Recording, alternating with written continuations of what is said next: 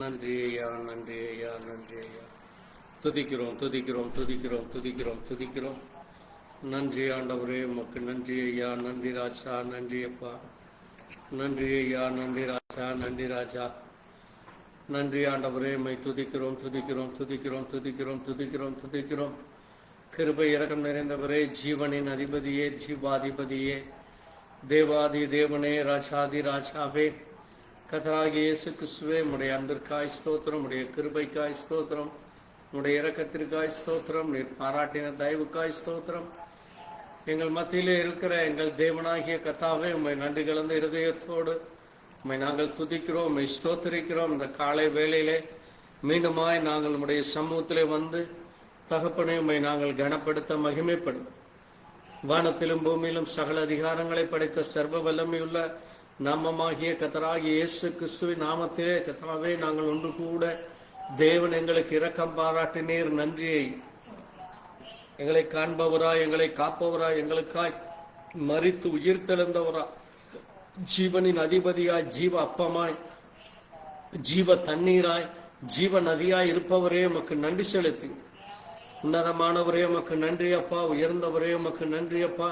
வானத்திலும் பூமியிலும் சகல அதிகாரங்களை படைத்த சர்வ வல்லமையுள்ள தேவன், நீர் அல்பாவும் ஒமேகாவும் ஆதியும் அந்தமுமாய் இருக்கிறவரே உம்மை நன்றி செலுத்து. நன்றி ஐயா, நன்றி ராஜா, நன்றி அப்பா, நன்றி ராஜா. இந்த நாளிலும் கூட ஆண்டவரே, இந்த விசேஷித்த ஞாயிற்றுக்கிழமை ஆண்டவரே, இந்த பரிசுத்த ஆராதனையிலே பங்கு பெற தேவன் எங்களை பிரித்தெடுத்து ஆண்டவரே உம்முடைய சமூகத்திலே காத்திருக்க பண்ணினக்காய் நன்றி அப்பா.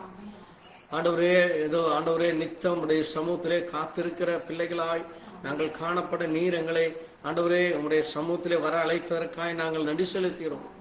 இந்த பூமியில் எத்தனையோ கோடி ஜனங்களுக்கு கிடைக்காத நன்மையை, பாக்கியத்தை கர்த்தரை தெய்வமாய் கொண்ட ஜனம் பாக்கியம் உள்ளது என்று சொல்லி ஆண்டவரே, நீர் எங்களை பாக்கியமுள்ள ஜனங்களை மாற்றினதற்காய் நாங்கள் நன்றி செலுத்துகிறோம். உம்முடைய அன்பிற்காய் நன்றி செலுத்துகிறோம், உம்முடைய இரக்கத்திற்காய் நன்றி செலுத்து, உம்முடைய தயவுக்காய் நன்றி செலுத்துகிறோம் அப்பா. எங்கள் உதடுகளின் கனியாகிய ஸ்தோத்திர பலிகளை சொல்ல எங்கள் உதடுகளை திறந்ததற்காய் ஸ்தோத்தரிக்கிறோம் ஆண்டவர். உம்முடைய இரக்கம் கிடைத்ததற்காய் நன்றி செலுத்து, உம்முடைய அன்பு கிடைத்ததற்காய் நன்றி செலுத்து, உம்முடைய அரவணைப்பு, உம்முடைய ஆசீர்வாதம், உம்முடைய தயவு, கிருபை, இரக்கம் எங்களுக்கு கிடைத்ததற்காய் நன்றி. எங்களை பலப்படுத்தினக்காய் நன்றி, எங்களை பரிசுத்தப்படுத்தினக்காய் நன்றி, எங்களை தகுதிப்படுத்தினக்காய் நன்றி செலுத்துகிறோம். ஒன்றுமில்லாத எங்களை ஆண்டவரே நீர் உயர்த்துகிற தேவனாய் இருக்கிறோம். குப்பையிலிருந்து எங்களை ஆண்டவரே நீர் ஆண்டவரே உம்முடைய சமூகத்திலே உட்கார பண்ணுகிற தேவனாய், உன்னதங்களிலே அவரோடு கூட உட்கார பண்ணினார் என்று சொன்னோம். ஆண்டவரே, நீர் எங்களை அப்படி செய்த கிருபைக்காய் நன்றி செலுத்து. தொடர்ந்து உம்முடைய வல்லமை, உம்முடைய கிருபை இந்த ஆராதனை துவக்கம் முதல் முடிவரை பாடல்களிலும் உற்சாகமாய் பாடு ஆண்டவரே. கர்த்தாவே, ஆவியோடும் பாடுவேன், கருத்தோடும் பாடுவேன் என்று கைத்தாளத்தோடும் எக்காலத்தோடும் கம்பீர சத்தத்தோடும் பாட தேவ இரக்கம் தொடர்ந்து எங்களுக்கு கிடைக்கட்டும், தேவ பலன் கிடைக்கட்டும், தேவனுடைய ஆசீர்வாதம் அனுகூலம் கிடைக்கட்டும்.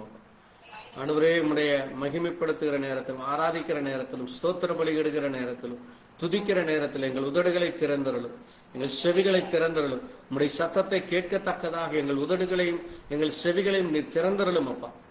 நீர் சொல்லுகிற அந்த கணத்தை ஆண்டவரே, நீர் எங்களுக்கு ஆசீர்வதிக்கிற அந்த ஆசீர்வாதத்தை கேட்கிற அந்த நல்ல செவிகளை எங்களுக்கு திறந்தருளும் ஆண்டவரே.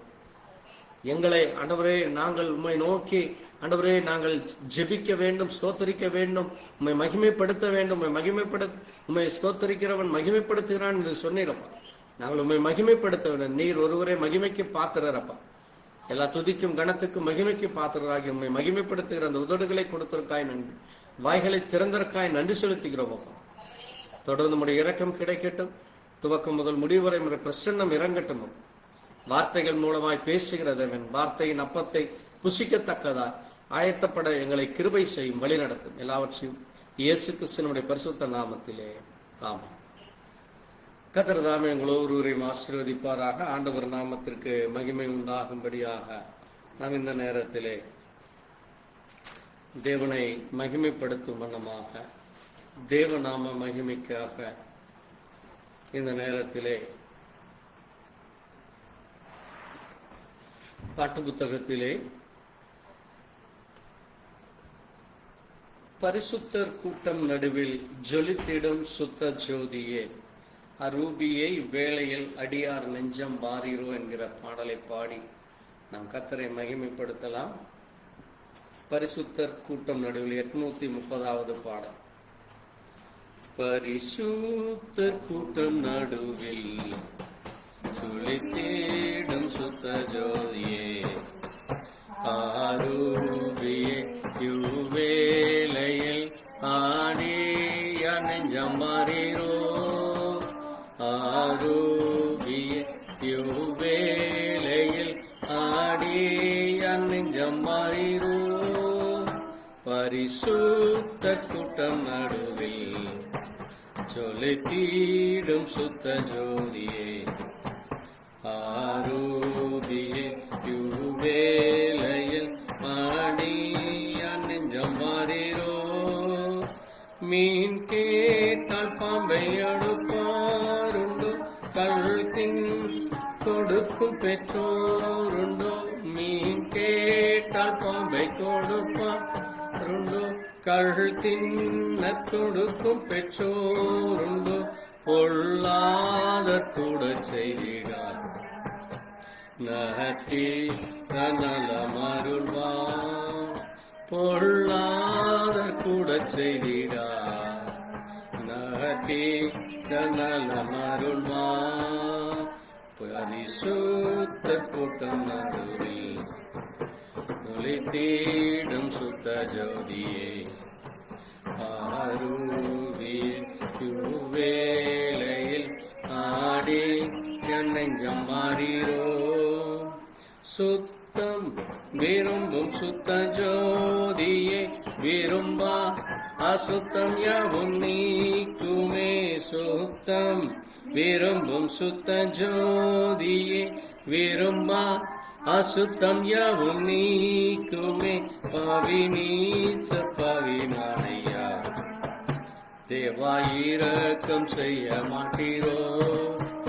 பாவி நீச பாவினானையா தேவா இரக்கம் செய்ய மாட்டீரோ பரிசுத்த கூட்டம் நடுவில் ஜோலை தேடும் சுத்த ஜோதியே ஆரூபியே யுவேலையில் ஆடிய நெஞ்சம் வாரீரோ ஆரூபியே யுவேலையில் ஆடிய நெஞ்சம் வாரீரோ என் உள்ளத்தை யாரும் காண உள்ளலங்கோழத்தை பாரும் தந்தையே எந்த உள்ளத்தை யாரும் காண உள்ளலங்கோலத்தை மனம் நொந்து மருளுகிறேன் பரிசுத்தம் கெஞ்சுகிறேன் மனம் நொந்து மருளுகிறேன் பரிசுத்தம் கெஞ்சுகிறேன் பரிசுத்தர் கூட்டம் நடுவில் ஜொலி தேடும் சுத்த ஜோதியே ஆரூபியே யுவேலையில் ஆடிய நெஞ்சம் வாரீரோ துணை வேண்டும் தகப்பனே உலகிலே என்னை எதிர்க்கும் சக்திகள் பல உண்டே துணைவே தகப்பனே உலகிலே என்னை எதிர்க்கும் சக்திகள் பல உண்டே என் ஜீவன் எல்லை எங்கிலும் பரிசுத்தம் என எழுதும் என் ஜீவன் எல்லை எங்கிலும் பரிசுத்தம் என் எழுதும் பரிசுத்த கூட்டம் நடுவில் ஜொலி தேடும் சுத் ஜோதியே ஆரூபியே யுவேலையில் ஆடிய நெஞ்சம் வீரோ ஆரூபியே யுவேலையில் ஆடிய நெஞ்சம் மாறீரோ பரிசுத்தர் கூட்டம் நடுவில் ஜொலி தேடும் சுத்த ஜோதியே ஆரூபியே யுவேலையில் ஆடிய நெஞ்சம் மாறீரோ ஆமென். ஆமேன். நம்முடைய தேவன் நம் மத்தியில் வருகிற தேவனாய் இருக்கிறார். அந்த நம்மை ஆட்சி தேற்றுகிறவரும் அக்கினி நடுவிலே இருந்தாலும் நம்மை தூதனை கொண்டு காக்கிற தேவன் அவர். அப்படிப்பட்ட தேவனை நம்முடைய இந்த காலை வேளையிலே நாம் இந்த இடத்துல நிற்பதும் நிர்மூலமாகாததும் தேவ கிருபை என்கிற ஒரு பாடலை பாடி தேவ கிருபையை நாம் நினைத்து ஒவ்வொரு நாளும் அந்த கிருபையிலே வாழ தேவன் நமக்கு இரக்கம் பாராட்டினக்காய் அவரை பாடல் மூலமாய் மகிமைப்படுத்தலாம். 904வது பாடல், நான் நிற்பதும் நிர்மூலமாகாததும் தேவ கிருபை என்கிற பாடல். ஸ்தோத்திரம் ஸ்தோத்திரம்.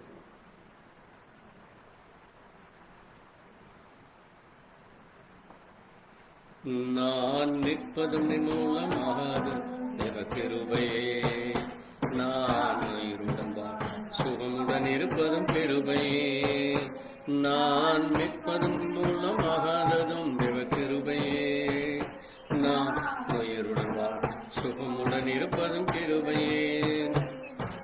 கிருபையே தேவ கிருபையே, கிருபையே தேவ கிருபையே, கிருபையே தேவ கிருபையே, கிருபையே தேவ கிருபையே, நான் நிற்பதன் மூலமாகதும் தேவ கிருபையே, நான் உயிருடன் சுகமுடன் இருப்பதும் கிருபையே.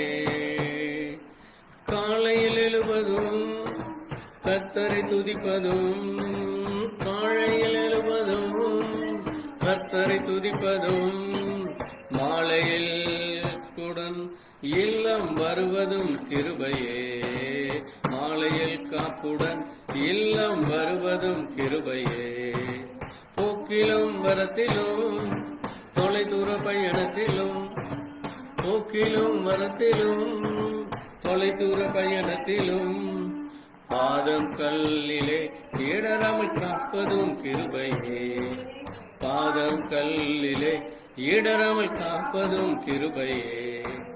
கிருபையே தேவ கிருபையே, கிருபையே தேவ கிருபையே, கிருபையே தேவ கிருபையே, கிருபையே தேவ கிருபையே, நிற்பதன் மூலமாகாததும் தேவ கிருபையே, நான் உயிருடன் சுகமுடன் இருப்பதும் கிருபையே. அக்கினி நடுவினிலே என்னை எரிந்திட நேர்ந்தாலும், அக்கினி நடுவினிலே என்னை எரிந்திட நேர்ந்தாலும், தூதனாக நின்று என்னை காப்பதும் கிருபையே, தூதனாக நின்று என்னை காப்பதும் கிருபையே. ஆழியின் நடுவினிலும் சீரிடும் புயலினிலும், ஆழியின் நடுவினிலும் சீரிடும் புயலினிலும், நீர்மேல் நடந்து வந்து என்னை காப்பதும் கிருபையே, நீர்மேல் நடந்து வந்து என்னை காப்பதும் கிருபையே. கிருபையே தேவ கிருபையே, கிருபையே தேவ கிருபையே, நான் நிற்பதன் மூலமாக கிருபையே, நான் உயிருடன் சுகமுடன் இருப்பதும் கிருபையே, நான் நிற்பதன் மூலமாகாததும் கிருபையே, நான் உயிருடன் சுகமுடன் இருப்பதும் கிருபையே. கண்ணீர் கவலைகளில் கஷ்ட நஷ்டங்களில், கண்ணீர் கவலைகளில் கஷ்ட நஷ்டங்களில், துஷ்டனின் கைக்கு விலக்கி மீட்டதும் கிருபையே, துஷ்டனின் கைக்கு விலக்கி மீட்டதும் கிருபையே. ஆட்சி தேர்ச்சியே அரவணை தேடும், ஆட்சி தேர்ச்சியே அரவணை தேடும், மாபெரும் கிருபையே எங்கள் தேவ கிருபையே, மாபெரும் கிருபையே எங்கள் தேவ கிருபையே.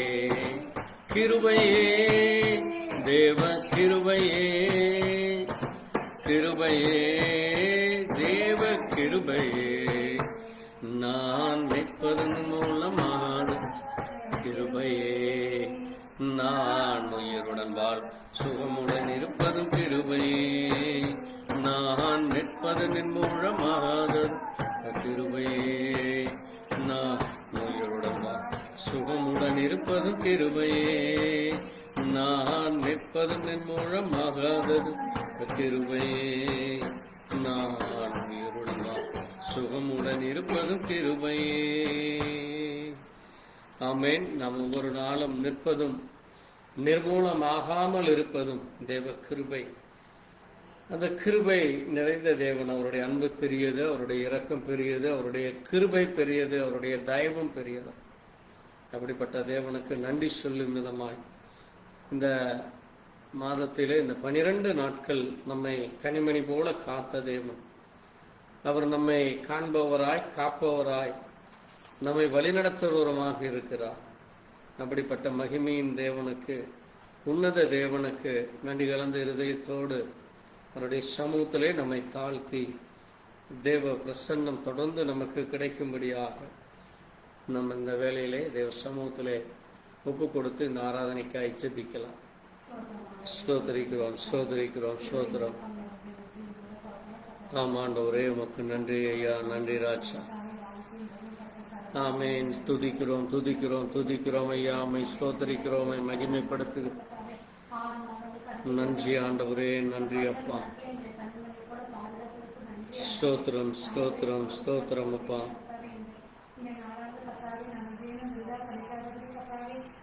ஆமென் தகப்பனே, கிருபை ராஜா.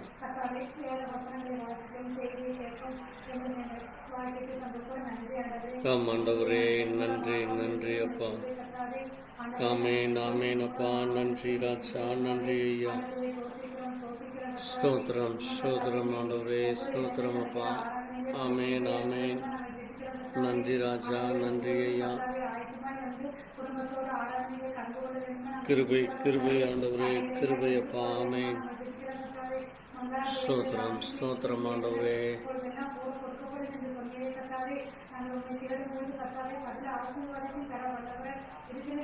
ஆமென் ஆமென். துதிக்கிறோம் துதிக்கிறோம் துதிக்கிறோம் ஐயா.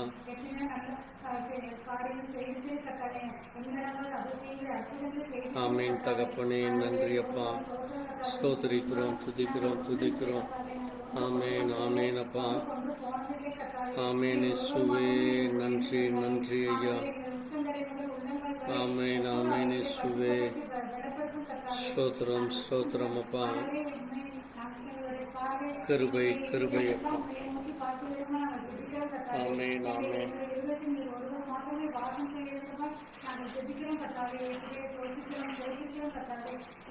ஒவ்வொரு ஆசிரியர்களையும் கடப்படுத்தும் கட்டாதே. பலகட்ட கடைகட்ட பிள்ளைகளுக்காக ஜெபிக்கிறோம். ஒவ்வொரு கடைகளை எடுத்து போட்டு கட்டாதே. முழு இதயத்தோடு முழு ஆத்மாவோடு முழு அனுபவத்துக்குள்ள அதிகமாக கனக்கரை வேணுமா நாங்கள் ஜெபிக்கிறோம் கட்டாதே. இயேசுவே சோதிக்கிறோம் சோதிக்கிறோம் கட்டாதே. பல இடத்துல பிள்ளைகளுக்காக ஜெபிக்கிறோம் கட்டாதே. அவர்களும் கட்டாதே ஆராதனை கட்டாவே சரியான நேரத்தில் கலந்து கொண்டு கட்டாதே உங்களுடைய ஆசீர்வாதத்தையும் செய்தியை கேட்டு கத்தாவே அவர்களும் மற்றவர்களுக்கு சொல்லுகிற கனிகளை இந்த பிள்ளைகளை பயன்படுத்த வேண்டுமோ நாங்கள் ஜெபிக்கிறோம் கத்தாவே. இன்னும் அவர்களுடைய தேவைகளை எல்லாம் சந்திக்க வேண்டுமோ நாங்கள் ஜெபிக்கிறோம் கத்தாவே. அந்த குடும்பத்தில் ஒவ்வொருக்கும் சரீரத்தில் எந்த விதமான பலவீனமான காரியங்கள் வராதபடி நல்ல பலத்தை சுகத்தையும் தர வேண்டுமோ ஜெபிக்கிறோம் கத்தாவே. சிறு குழந்தைகளையும் ஆசீர்வதியும் கத்தாவே. ஆய்வுள்ள பிள்ளைகளையும் ஆசீர்வதியும் கத்தாவே. தாய் கலப்பனையும் ஆசீர்வதியும் கத்தாவே. வயதான நம்மளுக்காக ஜெபிக்கிறோம் கத்தாவே. அவர்களையும் ஆசீர்வதியும் கத்தாவே. அவர்களும் கத்தாவே ஆண்டவரே, அவர்களும் கத்தாவே ஆண்டவரே மெய்யான தேவன் என்று அறிவித்து கத்தாவே அவருடைய இதயத்திலே பேச வேண்டுமோ நாங்கள் ஜெபிக்கிறோம் கத்தாவே. இந்த பிள்ளைகளை ஒவ்வொருவரையும் ஆசீர்வதியும் பலப்படுத்தும் கத்தாவே. சோதிக்கிறோம் கத்தாவே.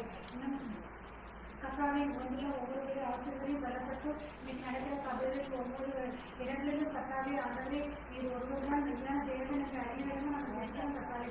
குழப்பங்களுக்கு கத்தாவே ஒவ்வொருவருக்கும் உள்ள கருத்து வேறுபடுதல் எல்லாவற்றையும் எடுத்து போட்டு கத்தாவே எங்கள் ஒருவரே மெய்யான தேவன் என்று அறிவிக்கும் நாங்கள் ஜெபிக்கிறோம் கத்தாவே.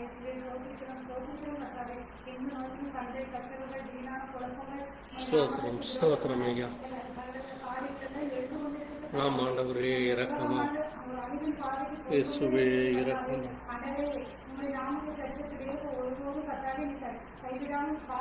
ஆமென் ஆமென். ஆண்டவரே ஸ்தோத்திரம். இரக்கமாயிரும் இரக்கமா. ஸ்தோத்திரிக்கிறோம் ஸ்தோத்திரிக்கிறோம். நன்றி அப்பா நன்றி அப்பா. ஆமென். இரக்கமாயிரும் இரக்கமாய். ஸ்தோத்திரிக்கிறோம் ஸ்தோத்திரிக்கிறோம்.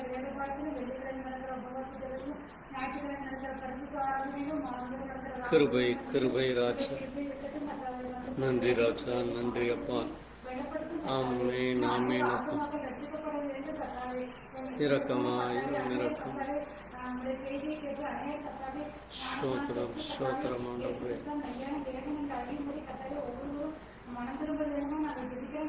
நன்றி நன்றி அப்பா. ஸ்தோத்திரிக்கிறோம் ஸ்தோத்திரம் ஸ்தோத்திரம். ஆமென் ஆமென் ஆமென் ராஜா.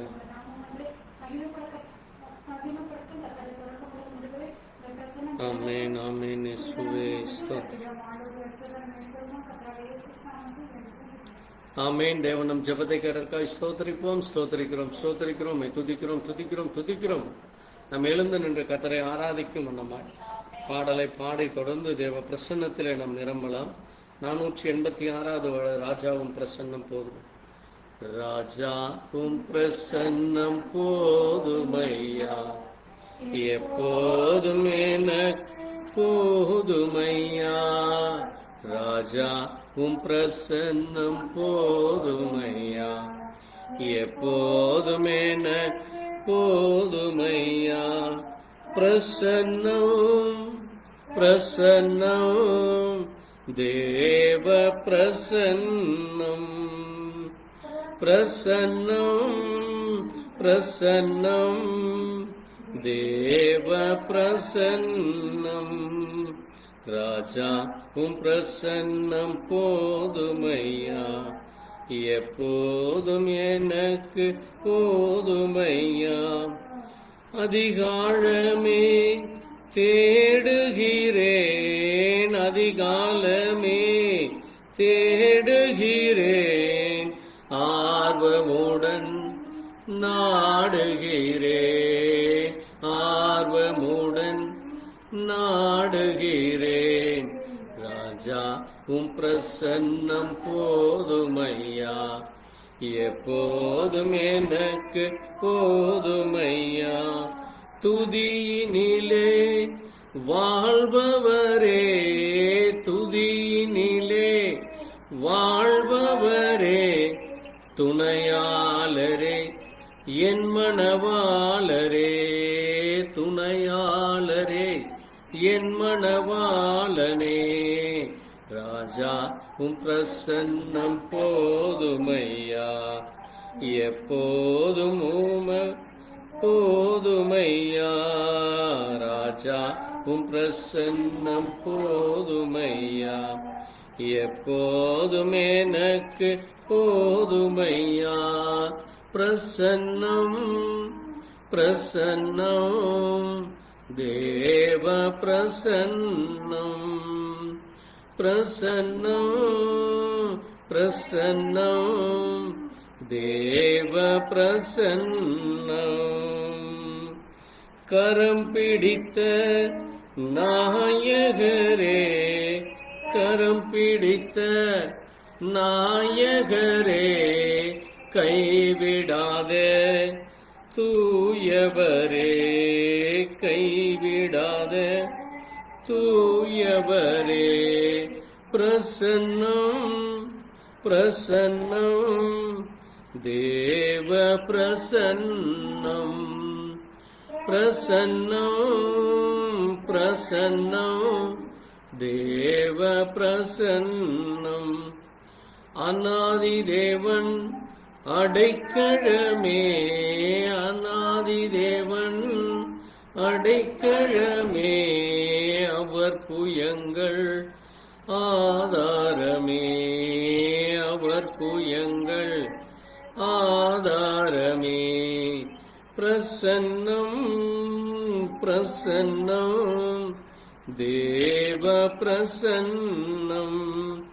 பிரசன்னம் பிரசன்னம் தேவ பிரசன்னம். ராஜா உம் பிரசன்னம் போதுமையா, எப்போதுமே போதுமையா. ராஜா உம் பிரசன்னம் போதுமையா, எப்போதுமே போதுமையா. சீர்படுத்தும் சிருஷ்டிகரே, சீர்படுத்தும் சிருஷ்டிகரே, ஸ்திரப்படுத்தும் துணையாளரே, ஸ்திரப்படுத்தும் துணையாளரே. பிரசன்னம் பிரசன்னம் தேவ பிரசன்னம். பிரசன்னம் பிரசன்னம் தேவ பிரசன்னம். இன்னும் உம்மை அறியனுமே, இன்னும் உம்மை அறியனுமே, இன்னும் கிட்டி சேரனுமே, இன்னும் கிட்டி சேரனுமே. பிரசன்னம் பிரசன்னம் தேவ பிரசன்னம். பிரசன்னம் பிரசன்னம் தேவ பிரசன்னம். ராஜா உம் பிரசன்னம் போதுமை, எப்போதுமே போதுமையா. ராஜா உம் பிரசன்னம் போதுமையா, எப்போதுமே எனக்கு போதுமையா. பிரசன்னம் பிரசன்னம் தேவ பிரசன்னம். பிரசன்னம் பிரசன்னம் தேவ பிரசன்னம். ஆண்டவரே உம்முடைய பிரசன்னம் போதும் ஆண்டவரே, இன்னும் இடத்திலே கிட்டி சேரும், இன்னும் உம்மை அறியவும்.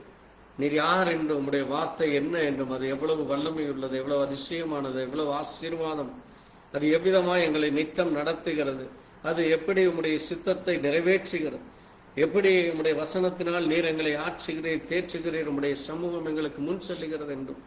ஆண்டவரே எங்களை ஆண்டவரே நீர் ஆண்டவரே கர்த்தாவே எங்களுடைய ஆண்டவரே தேவையான எல்லா நல்ல பங்கையும் நீர் தருகிற தேவனாயிரு.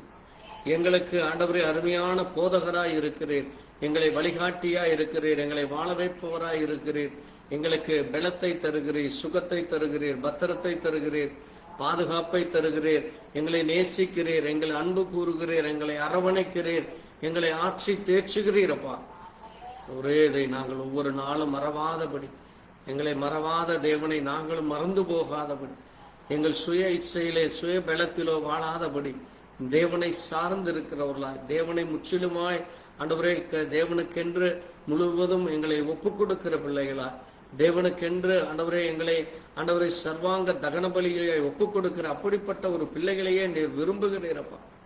அப்படிப்பட்ட ஒரு பிள்ளையா எங்களை நீர் தாமே மாற்றும் ஆண்டவரே. அப்படிப்பட்ட சிந்தையை தாரும் அப்பா, அப்படிப்பட்டதான ஒரு உணர்வை தாரும், அப்படிப்பட்டதான ஒரு வழியிலே நடக்க எங்களை தகுதிப்படுத்தும் ஆண்டவரே. எங்களை ஆண்டவரே நீர்தாமே கரம் பிடித்து வழிநடத்தும், நீர்தாமே ஆசீர்வதித்து அரவணைத்து வழி நடத்துவார். எங்களை பலப்படுத்தி சுகப்படுத்தும் ஆண்டவரே. குறைகளை மன்னிக்கிற தேவன், குற்றங்களை மன்னிக்கிற தேவன், அக்கிரமங்களை மன்னிக்கிற தேவன், அநியாயத்தை மன்னிக்கிற தேவன், எங்களை ஆண்டவரே நீதியின் பாதைகளை நடத்துகிற தேவன் நீர் கர்த்தாவே. கனப்படுத்துகிறோமே, மகிமைப்படுத்துகிறோமே ஆண்டவரே. உண்மையிலே பலன் கொள்ளுகிற மனுஷன் பாக்கியவான் என்று சொல்கிறோம் ஆண்டவரே. நாங்கள் உண்மையிலே பலன் கொள்ளத்தக்கதாக ஆண்டவரே, உண்மையிலே வளரத்தக்கதாக, உண்மையிலே ஆண்டவரே வாழத்தக்கதாக உண்மையே நினைத்து ஒவ்வொரு நாளும் ஆண்டவரே உமக்கென்று பிரியமாய் ஆண்டவரே என்ன செய்ய வேண்டும் என்று உங்களுடைய சமூகத்திலே காத்திருந்து அந்த சித்தத்தை நிறைவேற்றுகிற பிள்ளைகளாய் எங்களை நீர் வழி நடத்தும். உங்களுடைய சித்தம் என்ன என்று அறிந்து கொள்ள அந்த சித்தத்தை நிறைவேற்ற ஆண்டவரே நீர் இந்த பூமியிலே வந்த பொழுது பிதாவின் சித்தத்தை நிறைவேற்ற வந்தேன் என்று சொல்லி பிதாவின் சித்தத்தை நிறைவேற்றின பிறகு எல்லாம் முடிந்தது என்று சொன்னீரப்பா. அதே போல நாங்களும் எங்கள் ஜீவியத்திலே என் தேவன் என்னென்ன சொன்னாரோ எல்லாவற்றையும் நான் செய்து முடித்தேன் என் ஆவியை உம்முடைய சமூகத்தில் ஒப்புக் கொடுக்கிறேன், எல்லாம் முடிந்தது என்று சொல்லும்படியா அப்படிப்பட்ட ஒரு ஓட்டத்தை ஓட எங்களுக்கு பலன் தாரும். அப்படிப்பட்டதான வாழ்க்கை வாழ எங்களுக்கு ஆண்டவரே நீர் ஆசீர்வதியும், எங்களை வழிநடத்தும் ஆண்டவரே. எங்களுக்கு யோசனைகளை தாரும், புத்தியை தாரும், ஞானத்தை தாரும் அப்பா. தேவ கிருபையை தாரும். தொடர்ந்து உடைய இறக்கம் உடைய பிள்ளைகளாக எங்களுக்கு கிடைக்க வந்துள்ள ஒவ்வொரு மேலும் உடைய வல்லமை இறங்கினருக்காங்க பரிசுத்தாவினுடைய கிரியை ஆண்டவரை தொடர்ந்து உடைய பிள்ளைகளிலே காணப்பட அந்த கிரியையினாலே சாட்சியா நிற்கத்தக்கதா தேவ பலனும் தேவ கிருபையும் தர வேண்டுமா இயேசு கிறிஸ்துவினுடைய பரிசுத்த நாமத்திலே ஆம். கர்த்தர் தாமே மகிமைப்படுவாராக. நாம் நின்ற வண்ணமாக வேதத்தில் சங்கீத புத்தகத்தை வாசித்து தொடர்ந்து நாம் செய்திக்குள்ளாய் கடந்து செல்லலாம்.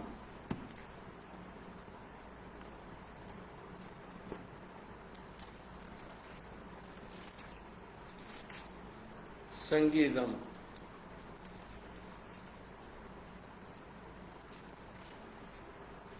புஸ்தகத்திலே 47ஆம் சங்கீதத்தை நாம் மாறி மாறி வாசித்து தேவன் அன்றைக்கு கோராகின் புத்திரர்கள் ராகத்தலைவனுக்கு ஒப்பிக்கப்பட்ட சங்கீதம் என்று சொல்லப்பட்டிருக்கிறது.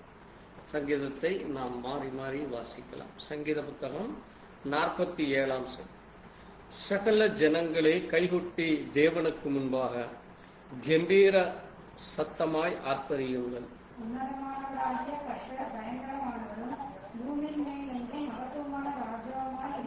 ஜனங்களை நமக்கு வசப்படுத்தி ஜாதிகளை நம்முடைய பாதங்களுக்கு கீழ்ப்படுத்துவார்.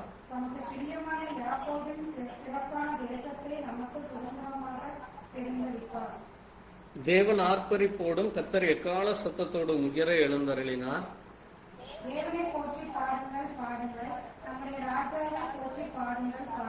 தேவன் பூமி அனைத்திற்கும் ராஜா, கருத்துடனே அவரை போற்றி பாடுங்கள்.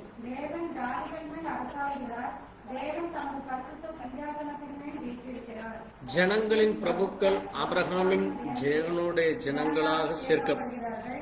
பூமியின் ஜனங்கள் தேவனுடையவர், அவர் மகா உன்னதமானவர். ஆமென். வாசித்த வார்த்தையை கர்த்தர் தாமே ஆசீர்வதிப்பாராக. நாம் நின்ற வண்ணமாக நீதிமொழிகள் 6ஆம் அதிகாரம், நீதிமொழிகள் 6ஆம் அதிகாரத்திலே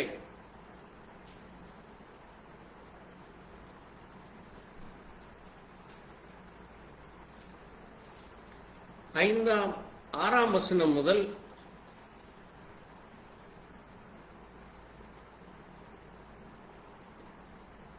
12ஆம் வசனம் வரை வாசித்து நாம் செய்திக்குள்ளாய் கடந்து செல்லலாம்.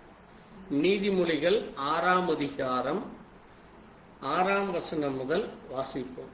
சோம்பேறியே, நீ எறும்பினிடத்தில் போய் அதன் வழிகளை பார்த்து ஞானத்தை கற்றுக்கொள்.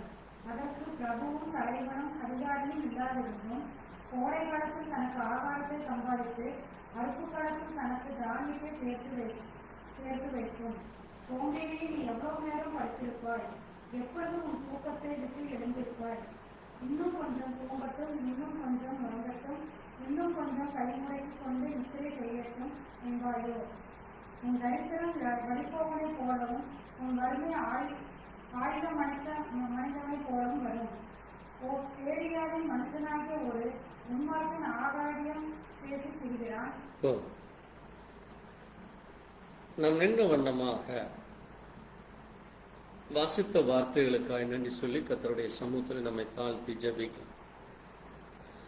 எங்களை நேசிக்கிற எங்கள் நல்ல ஆண்டவரே, கர்த்தராகிய இயேசு கிறிஸ்துவே, இந்த அருமையான காலை வேளையிலே மீண்டுமாக நம்முடைய சமூகத்தை நோக்கி பார்க்க தேவனே நீர் எங்களுக்கு கிருபை கொடுத்திருக்காய் நன்றி செலுத்துகிறோம். தகப்பனே, இந்த பூமியிலே நீர் எத்தனையோ சிருஷ்டிகளை உண்டாக்கி உருவாக்கி அவைகள் எல்லாவற்றையும் வழிநடத்துகிறப்பா. மனுஷராகி எங்களையும் இந்த பூமியிலே ஒரு நோக்கத்திற்காய் படைத்தீர். எங்களை நீர் எதற்காய் உண்டாக்கினீர், என்ன செய்ய விரும்பினீர் என்று நாங்கள் நம்முடைய வார்த்தையின் மூலமாய் அறிந்து கொள்ள முடிகிறது. இந்த நேரத்திலே வாசித்த வார்த்தைகளிலே இது மனிதனுக்கென்று சொல்லப்பட்ட ஒரு மிக முக்கியமான ஒரு வார்த்தையாக இருக்கிறது என்று ஆண்டவரே, அது என்ன சொல்லுகிறது அதற்கும் எங்கள் ஒவ்வொருவருடைய ஜீவியத்திலே என்ன என்று அறிந்து கொள்ள, புரிந்து கொள்ள தேவ இரக்கமும் தேவ கிருபையும் தேவ தயவையும் இந்த நேரத்திலே தாரும். பேசுகிறடியான மரத்தை நீர் மூடி பேசும். இதை கேட்கிற ஜனங்களுடைய இருதயத்திலே ஆவியானவர் தாமே யார் எப்படிப்பட்ட நிலையிலே வந்திருக்கிறார் என்று நீர் அறிந்திருக்கிறீரப்பா. மனுஷன் முகத்தை பார்க்கிறான், ஆனாலும் நீர் எங்கள் இருதயத்தை ஆராய்ந்து அறிகிற தேவனாய் இருக்கிறீரப்பா. ஆண்டவரே, வந்த ஒருவராகிலும் வந்த வண்ணமாய் திரும்பாதபடி என் இயேசு எனக்கான வார்த்தையை என்னோடு பேசினார். அந்த வார்த்தை எனக்குரியது.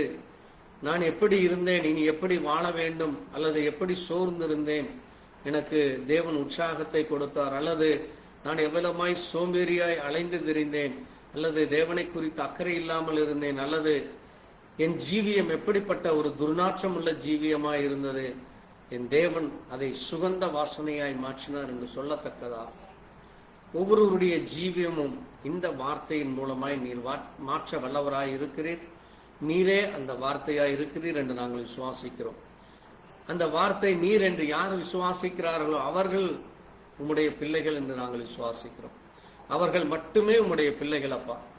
ஏனென்றால் நீர் ஒருவர் மாத்திரமே இந்த பூமியிலே வார்த்தையின் தேவனாய், உம்முடைய வாயின் வார்த்தையினாலே இந்த வானமும் பூமியும் உண்டானது என்று விசுவாசிக்கிறோம். நீரே எங்களையும் உண்டாக்கினீர் என்று நாங்கள் விசுவாசிக்கிறோம். ஆகவே நீர் வார்த்தையான தேவன் எங்கள் மத்தியிலே பேச வேண்டுமா? இயேசு கிறிஸ்துவினுடைய பரிசுத்த நாமத்தில் கேட்கிறோம் எங்கள் ஜீவனுள்ள தகப்பனே, ஆமாம். உட்காரலாம். ஆண்டவராகிய இயேசு கிறிஸ்துவின் இனிய நல் நாமத்தில் உங்களுக்கு மீண்டுமாய் வாழ்த்துல சொல்லுகிறேன். நாம் இன்னும் ஒரு முறை கூட இப்பொழுது நம்ம வாசித்த இந்த சங்கீத புத்தகத்தை நம்ம வாசித்து தொடர்ந்து இப்பொழுது வாசித்த இந்த செய்தி குறித்து நம்ம தியானிக்கலாம், வாசிக்கலாம். சங்கீதத்திலே 47:9 நாம் வாசிக்கலாம்.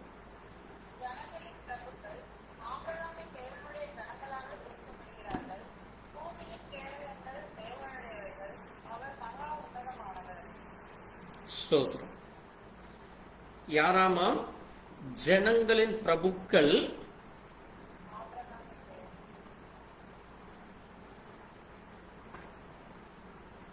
ஆபிரகாமின்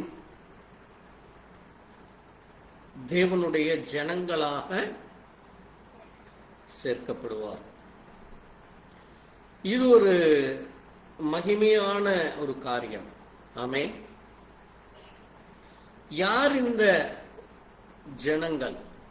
யார் இந்த ஜனங்கள்? யார் இந்த பிரபுக்கள்? யார் இந்த ஆபிரகாமுடைய தேவன்? அவர்கள் எங்கே சேர்க்கப்படுவார்கள்? இப்படி ஒவ்வொரு பாயிண்டாக எடுத்து நம்ம பேச முடியும். அவ்வளவு ஆசீர்வாதமான ஒரு மகிமையான காரியம் அதிலே அடங்கி இருக்குது.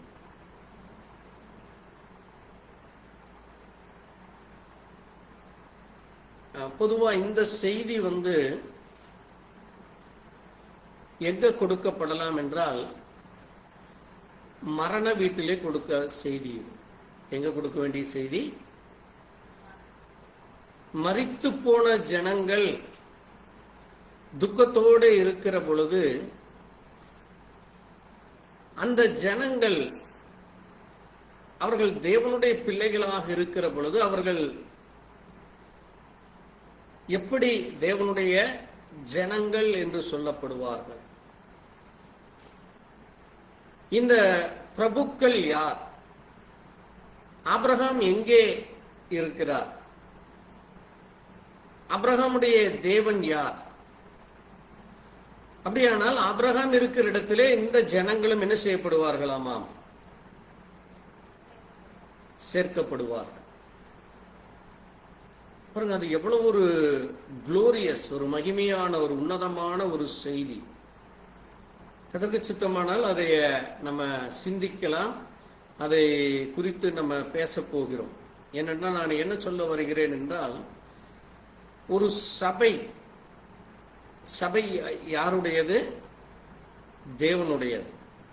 அந்த சபையிலே யார் இருப்பார்கள்? தேவனுடைய சவுண்டா சொல்லுங்க. தேவனுடைய பிள்ளைகள் தான் இருப்பாங்க. ஜனங்கள், தேவனுடைய பிள்ளைகளும் சரி, தேவனுடைய ஜனங்கள் அல்லது தேவனை விசுவாசிக்கிற விசுவாசிகள். அப்ப இவர்கள் சேர்க்கப்படுகிற இடம்தான் என்னது? தேவனுடைய சபை. அதான் என்னது? தேவ சபை, சர்ச் ஆஃப் காட். இன்னைக்கு உலகம் முழுசும் சர்ச் ஆஃப் காட்னு சொல்றாங்க. But really they believe Jesus Christ is lord, Jesus Christ is God, is the only one God அப்படின்னா அது ஒரு கொஸ்டின் மார்க். அந்த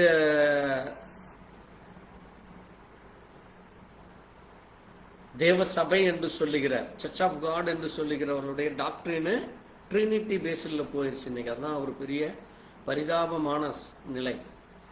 இன்னைக்கு உலகம் முழுவதும் சுமார் 2-5 கோடி பேர் அந்த சர்ச் ஆஃப் காடில் இருக்கிறாங்க.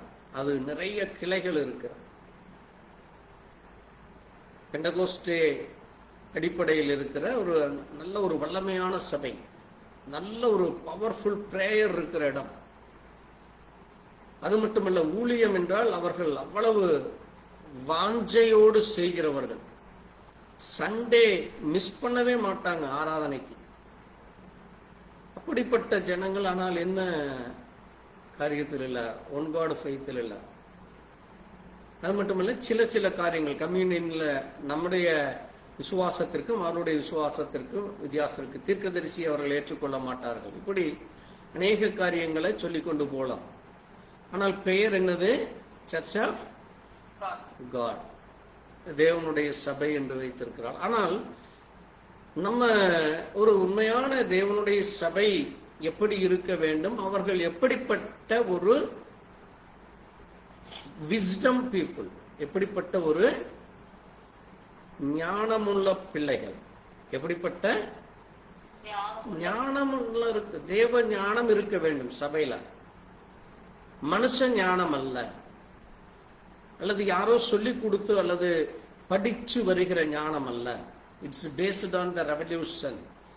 முழுவதுமாக வெளிப்பாட்டின் அடிப்படையிலே இருக்க வேண்டிய சபை தான் என்னது? Church of God. அதனாலதான் இன்னைக்கு கொடுக்க போகிற செய்தியின் தலைப்பானது சர்ச் பிலீவியர், சபை விசுவாசிகள். அவர்களுக்கு விஸ்டம் இருக்க வேண்டும், ஞானம் இருக்க வேண்டும்.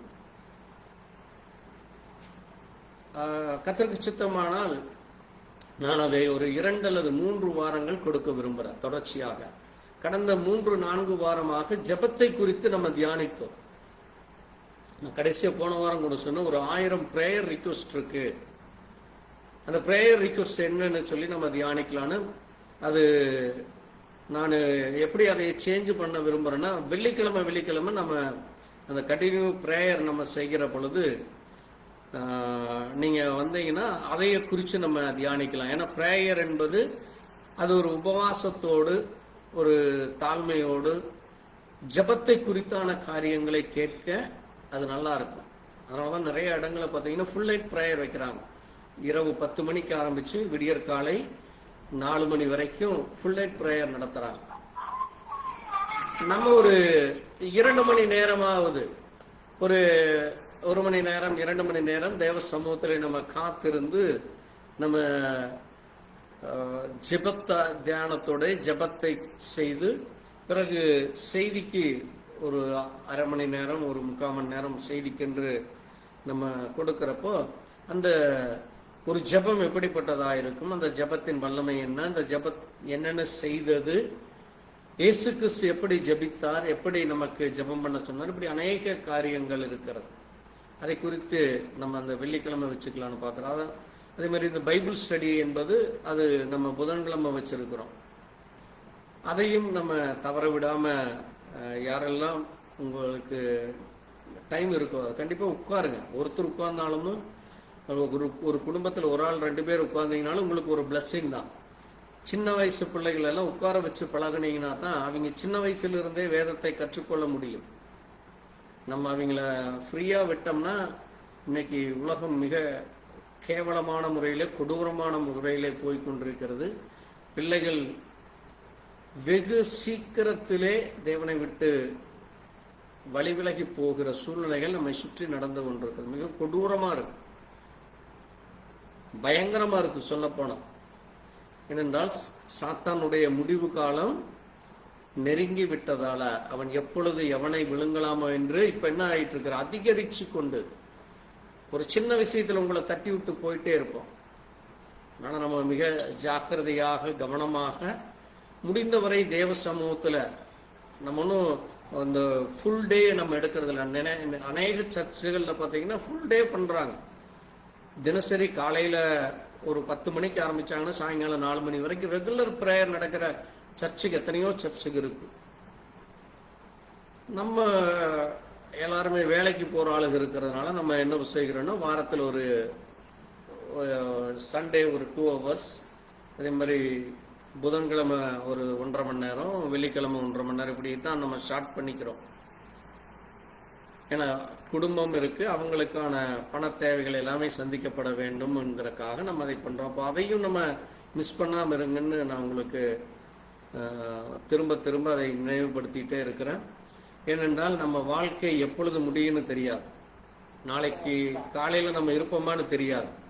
தேவன் நிச்சயமா நம்ம கிட்ட கணக்கு கேட்பார்.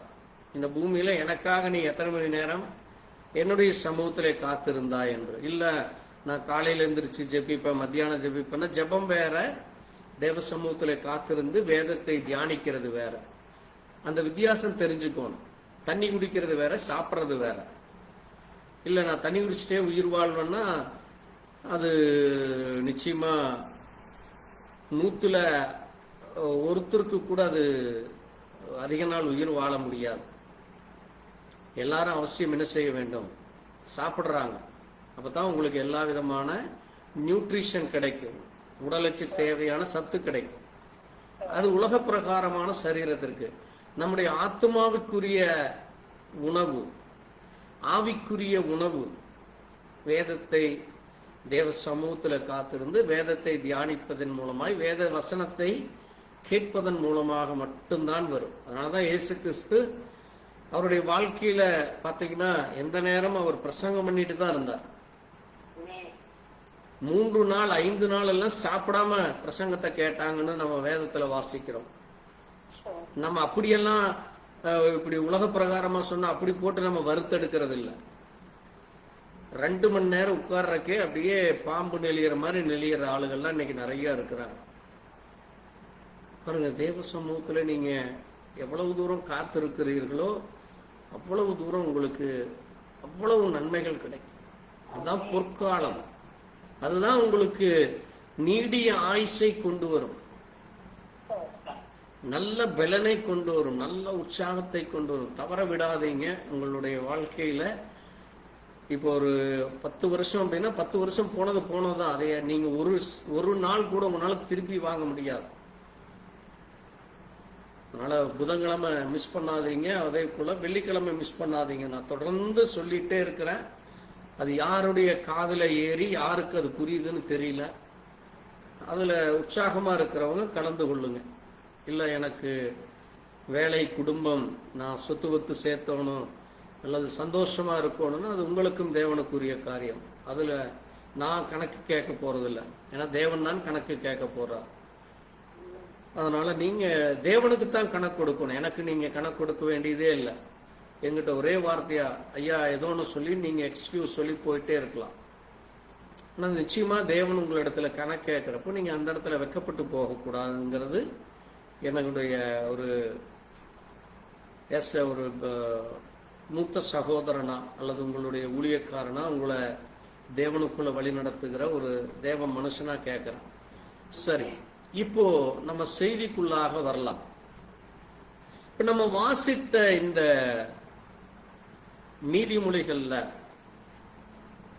ஒரு முக்கியமான ஒரு காரியத்தை நம்ம பார்க்கிறோம். என்னதாமா? சோம்பேறியே. யாராமா? Lazy people. யாரு? சோம்பேறிய குறிச்சு சொல்லுது. அப்ப சோம்பேறிக்கு எனக்கு என்ன இருக்கு? சோம்பேறிக்கு எனக்கு என்ன இருக்கு? அதுக்கு எனக்கு என்ன சம்பந்தம் பாஸ்டர்? நீங்க ஏன் சோம்பேறி கூட என்னை பேசுறீங்க? சோம்பேறிய தானே ஆண்டவர் பேசுறாரு அப்படின்னா அது நீங்க கவனிக்கணும். தேவன் யாரை சோம்பேறி என்று சொல்லுகிறார்? அந்த சோம்பேறி பட்டம் அது என்னை கூட குறிக்கலாம். நான் ஒன்றும் பெரிய எல்லாம் தெரிஞ்ச ஒரு பெரிய ஞானி அல்ல. எல்லாமே எனக்கு தெரியும், நீங்க என்ன சொன்னாலும் எனக்கு அதுக்கு பதில் சொல்ல தெரியும், அல்லது அதை எப்படி நான் சமாளிச்சு போடுவோங்கிறதல்ல தேவன் எதிர்பார்க்கிறது. இதனுடைய உட்கருத்து என்ன என்பதை நம்ம கவனிக்க வேண்டும். இங்க நீங்க கவனிச்சீங்கன்னா ஆண்டவர் சொல்றாரு, நீ எதனிடத்துல போங்கிறாரு. அது என்ன எறும்பு? இந்த உலகத்துல ஏன் யானையை சொல்லி இருக்கலாம்ல? அதானே பார்க்கறதுலயே பெருசா இருக்கும். யானையை கண்டாத்தானே நம்ம பயப்படுவோம். யானையை கண்டாத்தான் நம்ம, அல்லது சிங்கத்தை கண்டா நம்ம பயப்படுவோம், அல்லது ஒரு கால் இந்த பாம்பை கண்டு கூட படையே அஞ்சும்பாங்க, ஒரு பழமொழி இருக்கு. அப்ப இதை எதுவுமே சொல்லாம ஒரு சிறு எறும்பு, அது எவ்வளவு கிராம் இருக்குன்னு தெரியுமா உங்களுக்கு? ஒரு 2 கிராம் கூட இருக்காது. எவ்வளவு? நம்முடைய தலை மயிர் இருக்குல்ல, ஒரு மயிர் தலையில, நம்ம தலையில 1000 லட்சக்கணக்கான முடி இருக்குது, தலை மயிர் இருக்குது. அதுல ஒரே ஒரு மயிர், அதுவும் எறும்பும் ஒரே வெயிட்டா இருக்கு. அப்ப நினைச்சு பாருங்க, அவ்வளவு அற்பமானது. அதுதான் தேவன் என்ன சொல்றாரு, அதுகிட்ட போய், அந்த எறும்பு கிட்ட போய் நீ என்ன பாரு, அது எதுக்கு அந்த வழியை கண்டுபிடிக்க சொல்றாரு. கவனிச்சு பாருங்க, ஆண்டவர் சொல்றாரு, எங்கிட்ட வா, நான் உனக்கு வழியை காண்பிக்கிறேன். ஐ அம் த வே, நான் தான் உனக்கு வழிங்கிறார், நானே உனக்கு. அப்ப ஏன் அவர்கிட்ட வர சொல்லாம எறும்பு கிட்ட போய் கத்துக்க சொல்றாரு? எதை கற்றுக்கொள்ள சொல்றாராமா? அப்போ மனுஷர்கள்கிட்ட இப்ப என்ன இல்லையாமா? அப்படி அன்னைக்கு இருந்தவங்க எல்லாருமே முட்டாளா? எல்லாருமே முட்டாளா? இப்ப இன்னைக்கு இருக்கிற எல்லாருமே முட்டாளா? யாரும் படிக்கலையா? இன்னைக்கு எல்லாருமே டபுள் டிகிரி வாங்கினாலும் இருக்கிறாங்க, பிஹெச்டி வாங்கின இருக்கிறாங்க, டாக்டரேட் வாங்கின இருக்கிறாங்க, நோபல் பரிசு வாங்கினவங்க இருக்கிறாங்க. அவங்களும் இதைத்தான் படிக்கிறாங்க. நீங்க நோபல் பரிசு வாங்குறாங்கல்ல, எத்தனையோ பெரிய பெரிய படிப்பு படித்த மேதைகள், அவர்களும் இதே வேதத்தை, இதே வசனத்தை தான் படிக்கிறாங்க. உங்களுக்கு தெரியும் நினைக்கிறேன். உலகத்துல பெரிய பெரிய விஞ்ஞானிகளும் இதே வசனத்தை தான் படிக்கிறாங்க. ஆனால் அதற்குள்ள இருக்கிற அந்த தன்மைகளை பாருங்க, அதற்கு யாரு கிடையாதாமா? அதற்கு என்ன கிடையாதாமா? No guide. நோ, ஆங்கிலத்துல சொல்லி இருக்கு, which have no guide. அதற்கு வழிகாட்டி இல்லையாமா. அதுதான் பிரபு. பிரபுனா யாரு? வழிகாட்டுறவன். அல்லது அதை இப்படி கூட ஒரு சிலர் சொல்லுவாங்க, பிரபுன்னா ஒரு பிரின்ஸ். பிரின்ஸ் தான் பிரபும்பாங்க. பிரின்ஸ்னா யாரு? இளவரசன். ஆனா இங்க அப்படி சொல்ல, ஆங்கிலத்தில் அதை எப்படி சரியா ஹீப்ரூக்கும் இங்கிலீஷுக்கும் சரியா மொழிபெயர்த்து இருக்கிறாங்கன்னா, which have no guide என்று சொல்லப்பட்ட. அடுத்தது தலைவன், ஓவர்சீர். அது யாராமா? ஓவர்சீர். ஓவர்சீர்னா என்னது? ஆங்கிலத்துல அதை சரியா மொழிபெயர்த்தா தீர்க்கதரிசிகளோ. ஓவர்சீர்னா யாரு? தீர்க்கதரிசி. ஆங்கிலத்துல நீங்க தீர்க்கதரிசிங்கிறத நீங்க கிங் ஜேம்ஸ் வெர்ஷன்ல தான் படிக்கணும். உங்க கையில ஆங்கிலத்துல கிங் ஜேம்ஸ் வெர்ஷன் இருந்தா அதை எடுத்து நீங்க பாருங்க. அல்லது இன்னைக்கு உங்களுடைய மொபைல்ல தேவ கிருபையில இன்னைக்கு எல்லாருடைய மொபைலும் நீங்க ஆங்கில பைபிளை டவுன்லோடு பண்ணலாம். உலகத்துல அநேக மொழிகளிலே மொழிபெயர்க்கப்பட்ட ஒரே வேதம், ஒரே புத்தகம் இந்த பரிசுத்த வேத ஆகமம் தான். சுமார் 1000கணக்கான மொழி நீங்க ஃப்ரீயா டவுன்லோடு பண்ணி ஃப்ரீயா படிக்கலாம். உங்களுக்கு ஹீப்ரூ தெரிஞ்சா ஹீப்ரூ மொழியை ஃப்ரீயா பார்க்கலாம். ஹிந்தி, சைனா, அங்கே உலகத்தில் இருக்கிற அநேக நாடுகள்ல மிக முக்கியமா பேசப்படுகிற எல்லா மொழிகள்லையும் இருக்கு. இந்தியாவில் ஒரு 15-20 மொழிகள் இருக்கு. தமிழ், மலையாளம், கன்னடா, ஹிந்தி, தெலுங்கு, மகாராஷ்டிரா, உருது, பெங்கால், இப்படி எல்லா மொழிகள்லேயும் பைபிள் ஃப்ரீயா கிடைக்குது. அதுல நீங்க கேஜேவி, கிங் ஜேம்ஸ் வெர்சன் என்று சொல்லி அதை நீங்க டவுன்லோடு பண்ணீங்கன்னா அதுல இந்த வார்த்தை இருக்கு. ஏன் அதை சொல்றேன்னா, அதுதான் மிகச் சரியாக ஹீப்ரூவிலிருந்து தமிழை மொழிபெயர்க்கப்பட்ட ஒரு சரியான ஒரு புத்தகமா எல்லா அங்கே ஸ்காலர்ஷிப்னு சொல்லுவாங்க, வேதத்தை கற்றுக்கொண்ட வேத ஞானிகள் ஒத்துக்கொள்கிற ஒரு வேத புத்தகம் அது. இப்ப இங்க பாத்தீங்கன்னா தமிழ்ல சொல்லி இருக்கு, பிரபுவும் தலைவனும் அதிகாரியும் இல்லாதிருந்தும். அதற்கு யார் கிடையாதாமா?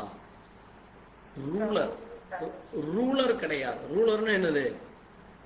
நான் சொல்றது நீ செய்ய. அதுதான் ஆட்சியாளர்கள், அதிகாரிகள். இப்ப நம்ம எப்படி தமிழ்நாட்டில் நமக்கு ஒரு கவர்னர் இருக்காரு, ஒரு முதலமைச்சர் இருக்கிறாங்க, மந்திரிகள் இருக்கிறாங்க, கவுன்சிலர் இருக்கிறாங்க, அதே மாதிரி அரசாங்க அதிகாரிகள் இருக்கிறாங்க, டிராபிக் போலீஸ் இருக்கு, அவங்களும் ஒரு அதிகாரிகள் தான். நீங்க ரூல்ஸ் மாதிரி வண்டி ஓட்டினீங்கன்னா போலீஸ்காரர் வந்து உங்களை தூக்கி போட்டு ஜெயிலில் போட்டுருவாங்க, வண்டி பிடுங்கி வச்சு லைசன்ஸ் இல்லாம ஆக்கிடுவாங்க. அப்புறம் நீங்க 2 வீலர் ஓட்ட முடியாது, 4 வீலரோ காரோ பைக்கோ எதுவுமே நீங்க வண்டி ஓட்ட முடியாது. இப்படி ஒவ்வொன்றுக்கும் ஒரு அதிகாரிகள் இருக்கிறாங்க.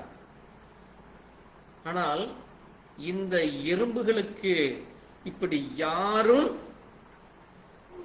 இல்லை. இப்ப இதை நீங்க அப்படியே உலக பிரகாரமான மனுஷன் எடுத்துட்டு வாங்க. உலக பிரகாரமான மனிதன்கிட்ட இன்னைக்கு யார் இருக்கிறா?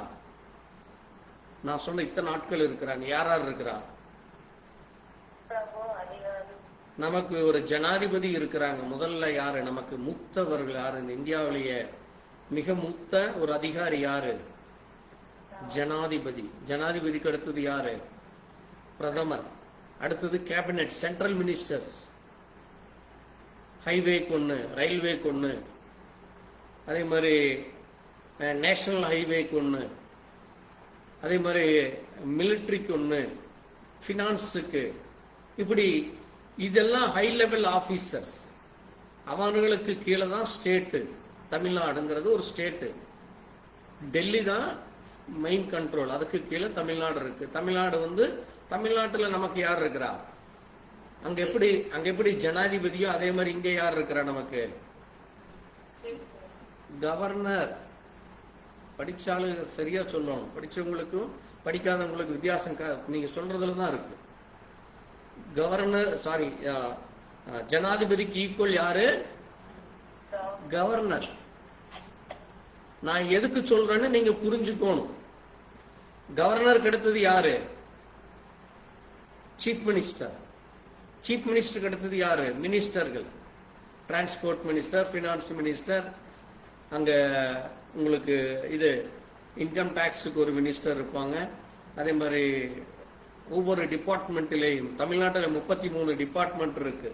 சென்ட்ரல் அதே மாதிரி 50-60 டிபார்ட்மெண்ட் இருக்கு.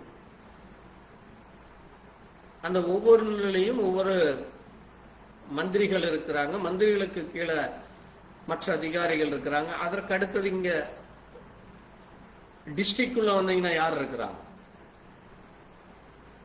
டிஸ்ட்ரிக்ட்குள்ள யாரு நமக்கு ஹெட்?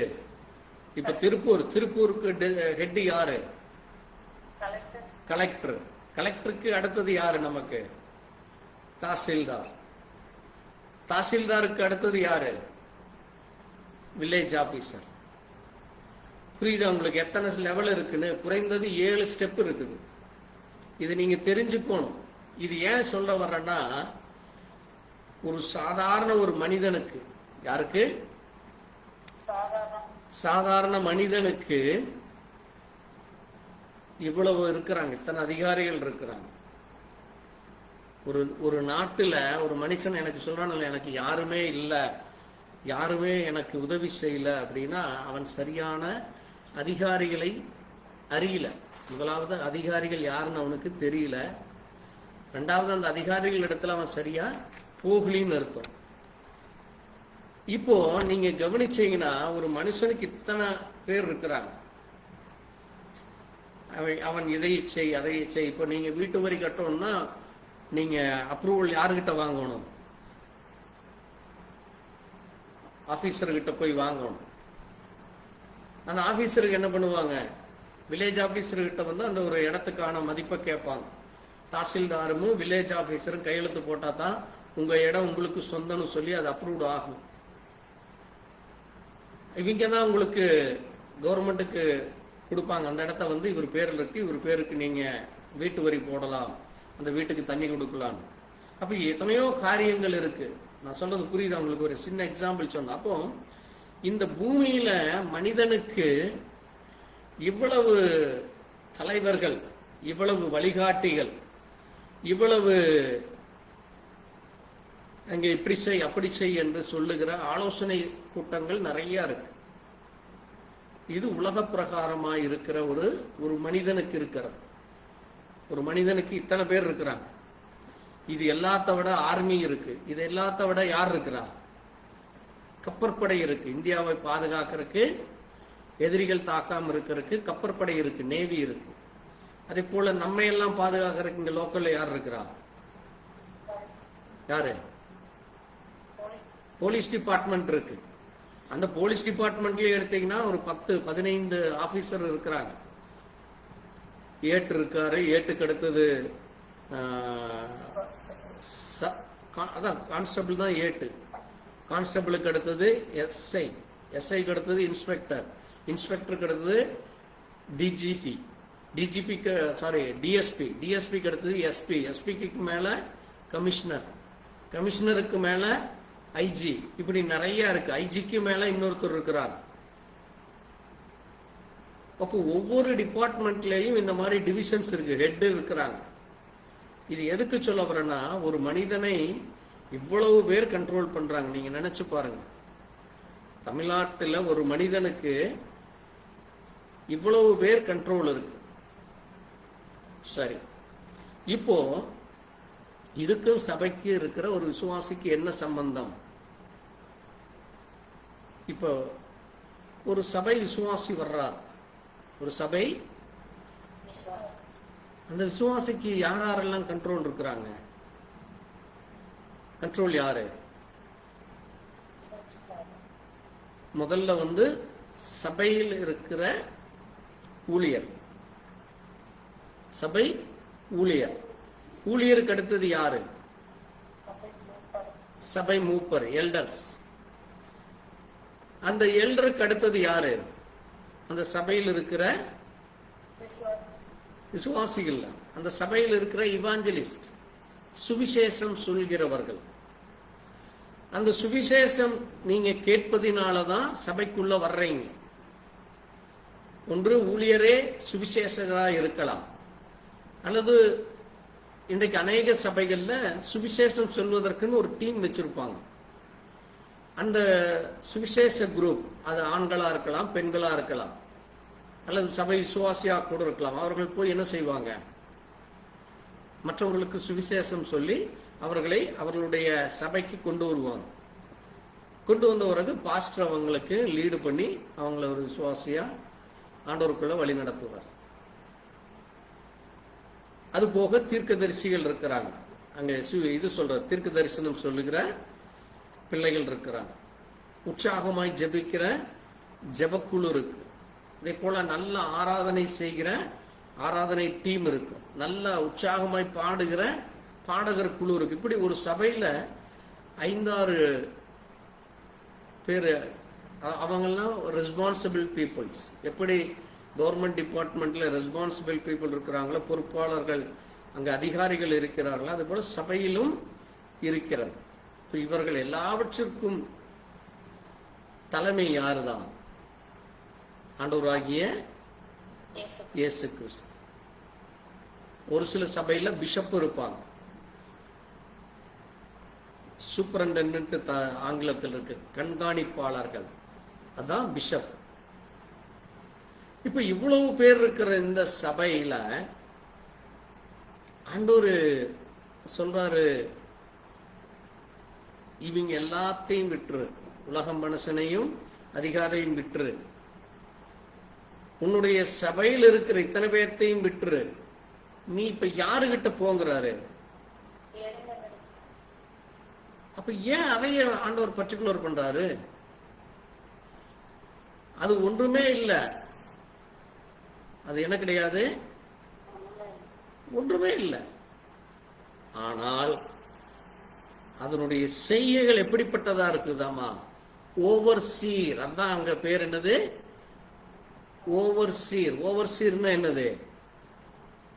வரும் காரியத்தை முன்பாகவே நிதானிக்கிற, வரும் காரியத்தை முன்பாகவே கவனிக்கிற, வரும் காரியத்தை முன்பாகவே அறிந்து கொள்கிற ஞானம் தேவன் அதற்கு கொடுத்திருக்கிறார். ஆமேன். அது யார் கொடுத்தது? தேவன் அதுக்கு கொடுத்திருக்கார். அப்ப அதுக்கு மட்டும்தான் கொடுத்தாரு? அந்த உலகத்திலேயே எறும்புக்கு மட்டும்தான் தேவன் ஞானத்தை கொடுத்தாரா? அந்த எறும்பு நீங்க அதனுடைய மூளையோ, நம்ம சொல்றபடி நம்முடைய தமிழ்ல நம்ம பேசுற ஆங்கிலத்துல பிரெயின், இங்கிலீஷ்ல மூளை, சிந்திக்கும் திறன் எங்கிருந்து தான் இருக்குது? மூளையில தான் இருக்கு. அது எவ்வளவு இருக்கு அப்படின்னு பாத்தீங்கன்னா, நம்ம முடியில எவ்வளவு சொன்ன ஒரு முடின்னு, அதுல 0.0001 தான் இருக்கு அதனுடைய தலைப்பகுதி. நீங்க கவனிச்சு பார்த்தீங்கன்னா தெரியும். அதுக்குள்ள தேவன் எவ்வளவு சின்னதா இருக்குன்னு நினைச்சு பாருங்க. ஒரு அமீபான்னு சொல்றாங்க பாத்தீங்களா, ஒரு சின்ன புள்ளி, கண்ணுக்கே தெரியாத சிறு புள்ளி, அந்த அளவு தான் இருக்கும். நீங்க அதை மைக்ரோஸ்கோப் வச்சு தான் பார்க்க முடியும் அதனுடைய மூளையை. ஆனா அது எவ்வளவு ஞானமுள்ள ஒரு மூளையாக இருக்குதுன்னு பாருங்க. அது என்ன செய்கிறதாமா? நான் ஏன் அது இவ்வளவு தூரம் எலாபரேட்டா சொன்னேன், விவரிச்சு சொன்னேன் என்றால், தேவன் இருக்கிறார், சபையில் இத்தனை காரியங்கள் இருக்கிறது, இத்தனை பேர் இருக்கிறாங்க. ஆனாலும் ஜனங்கள் இன்றைக்கு என்ன செய்யறதில்ல? ஒரு சோம்பேறியை போல தட்டி எழுப்ப வேண்டிய சூழ்நிலையில் இருக்கிறாங்க. எப்படி இருக்கிறாங்க? வாங்க வாங்க சபைக்கு வாங்க, ஜெபம் பண்ண வாங்க, டைம் ஆயிருச்சு வாங்க, புதன்கிழமை வாங்க, வெள்ளிக்கிழமை வாங்க, கூவுன்னு கூவ வேண்டியதா இருக்கு. அப்ப இப்ப யாருதான் அந்த வேலை செய்கிறா? சோம்பேறி தான் அப்படி செய்வான். அதுக்குதான் சொல்றாரு, நீ எவ்வளவு நேரம் படுத்துக்கு இருப்பாய், எவ்வளவு நேரம் உன் தூக்கத்திலேயே உன்னுடைய காலத்தை கழிப்பாய். அடுத்து சொல்றாரு பாருங்க, இன்னும் கொஞ்சம் தூங்கட்டும். எப்படி? இன்னும் கொஞ்சம் தூங்கட்டும், இன்னும் கொஞ்சம் உறங்கட்டும், இன்னும் கொஞ்சம். எப்படியாமா? கைய முட்டக்கி பாருங்க. அதை 3 முறை திரும்ப திரும்ப ஆண்டவர் சொல்றார். அப்போ எப்படி ஆயிட்டு இருக்கானாமா? நாளுக்கு நாள் அப்படியே சுருங்கி போகிற நிலை. ஒரு மனுஷன், ஒரு 5 அடி மனுஷன் அல்லது 6 அடி மனுஷன், அவன் முடங்கி படுக்கிறப்ப எத்தனை அடி ஆயிடுறானாமா? 2 அடி தான். எவ்வளவு அடி? முடங்கின்னு கையும் காலையும் மடக்கி தலையெல்லாம் கைக்குள்ள உள்ள விட்டு அப்படி பெட்ஷீட் இழுத்து போத்தி படுத்தாங்கன்னா எப்படி எத்தனை அடி தான் இருப்பாங்க? ஒரு 2 அடி தான் இருப்பாங்க. 6 அடி நீளமா படுக்கிற ஒரு மனுஷனை அவன் எப்படி சுருங்கி போறான் பாருங்க. அப்ப அப்படிப்பட்ட மனுஷனுக்கு என்ன வருகிறதாமா? உன் தரித்திரம். அது உலக பிரகாரமான தரித்திரம். இங்கே நான் சொல்லுவது ஆவிக்குரிய தரித்திரம். அதனாலதான் நீங்க என்ன செய்ய முடியறதில்ல. என்ன பண்ணாலும் போட்டு எழுப்ப வேண்டியதா இருக்கு, கத்த வேண்டியதா இருக்கு, கூப்பிடுன்னு கூப்பிட வேண்டியதா இருக்கு. என்னன்னு? வாங்க வாங்க ஜெபம் பண்ண வாங்க, கொஞ்சம் பாட்டு எடுத்து வைங்க, கொஞ்சம் நேரத்திலேயே கூப்பிடுங்க, கொஞ்சம் வந்து சபையெல்லாம் ஆயத்தம் பண்ணி டேபிள் சேர் போடுறது அல்லது பாய் விரிச்சு விடுறது அல்லது தண்ணி கொண்டு வந்து வைக்கிறது, இப்படி எல்லாம் பண்ணுங்க. ஒரு ஆள் வருகிறதான்னா யோசிக்க வேண்டியதா இருக்கு. அப்ப இது நம்ம சர்ச்சில் மட்டும்தான் இது நடக்குதா? 100% இன்று மாறிப்போன சூழ்நிலை. நான் அநேக ஊழியர்களோட பழகிற பாக்கியம் எனக்கு கிடைக்கிறது. சுமார் 500-1000 பாஸ்டர் பக்கம் நான் பார்க்குறேன், பேசுகிறேன், எனக்கு தேவ கிருபையில் கிடைக்குது. ஒவ்வொருத்தரும் இதே தான். பாஸ்டர், நான் முந்தின நாளே சனிக்கிழமையே போய் நானே எல்லாம் எடுத்து வச்சு ரெடி ஆயிடுவணுங்க. நம்மளும் எவ்வளோ தடவை சொல்கிறதுங்க பாஸ்டர். நேற்று ஒரு பாஸ்டர்கிட்ட பேசிட்டு இருக்கிறப்ப அவர் அதான் சொல்கிறார், நான் காலையில் நேரத்திலேயே சர்ச்சுக்கு போயிட்டேங்க, போய் எல்லாம் அடுத்த நாளைக்கு என்ன வேணுமோ எல்லாம் ஆயத்தப்படுத்தி வச்சுட்டு வந்துட்டேன். நான் சண்டே காலையில் போனோன்னு எல்லாரும் வந்து உட்கார்ந்தாங்கன்னா நம்ம ஆரம்பிக்க வேண்டியதான், நான் அப்படியெல்லாம் ரெடி பண்ணி வச்சுட்டு வந்துடுவோங்கிறார். இன்றைக்கு எல்லா சபைகளும் எப்படி ஆயிட்டு இருக்கு? அதனால தான் பெரிய பெரிய சர்ச்சில் எல்லாம் இன்னைக்கு என்ன பண்ணிட்டாங்க, ரெடிமேடா டேபிள் சேர் பார்த்தீங்கன்னா அந்த இது இருக்கும், ஷோபா செட்டு மாதிரி. நீங்கள் பெரிய பெரிய சர்ச்சில் போனீங்கன்னா, கேத்தலிக்கில், அதே மாதிரி ப்ராட்டஸ்டன்ட்லாம், லூத்தரன்லாம் போனீங்கன்னா அப்படியே அந்த இது மாதிரி இருக்கும், சோபாவில் உட்கார்ற மாதிரி அங்கே உடனில் செஞ்சு வச்சுருப்பாங்க, நீங்கள் பார்த்துருக்கலாம். அப்போ என்ன கிடையாது ஜனங்களுக்கு? ஊழியத்திலோ அல்லது சேவை செய்கிற மனநிலையோ இன்றைக்கு என்ன ஆகி கொண்டு வருகிறது? குறைந்து கொண்டு வருகிறது. அதான் எனக்கு நான் 80-85 தான் ஆண்டவரை தெரிஞ்சுட்டேன். அந்த நேரத்திலேயே போறப்ப அப்பெல்லாம் கிண்டலா சொல்லுவாங்க. என்ன சொல்லுவாங்கன்னா, பாருங்க கரெக்டா அவர் எப்பவுமே ஆமேன்னு சொல்றதுக்கு வந்துருவாரு. அவர் எதுக்கு வந்துருவாரு அப்படின்னு என்ன அர்த்தம்? ஆமேன்னு சொல்றதுக்கு வந்துருவாருன்னு என்ன அர்த்தம்?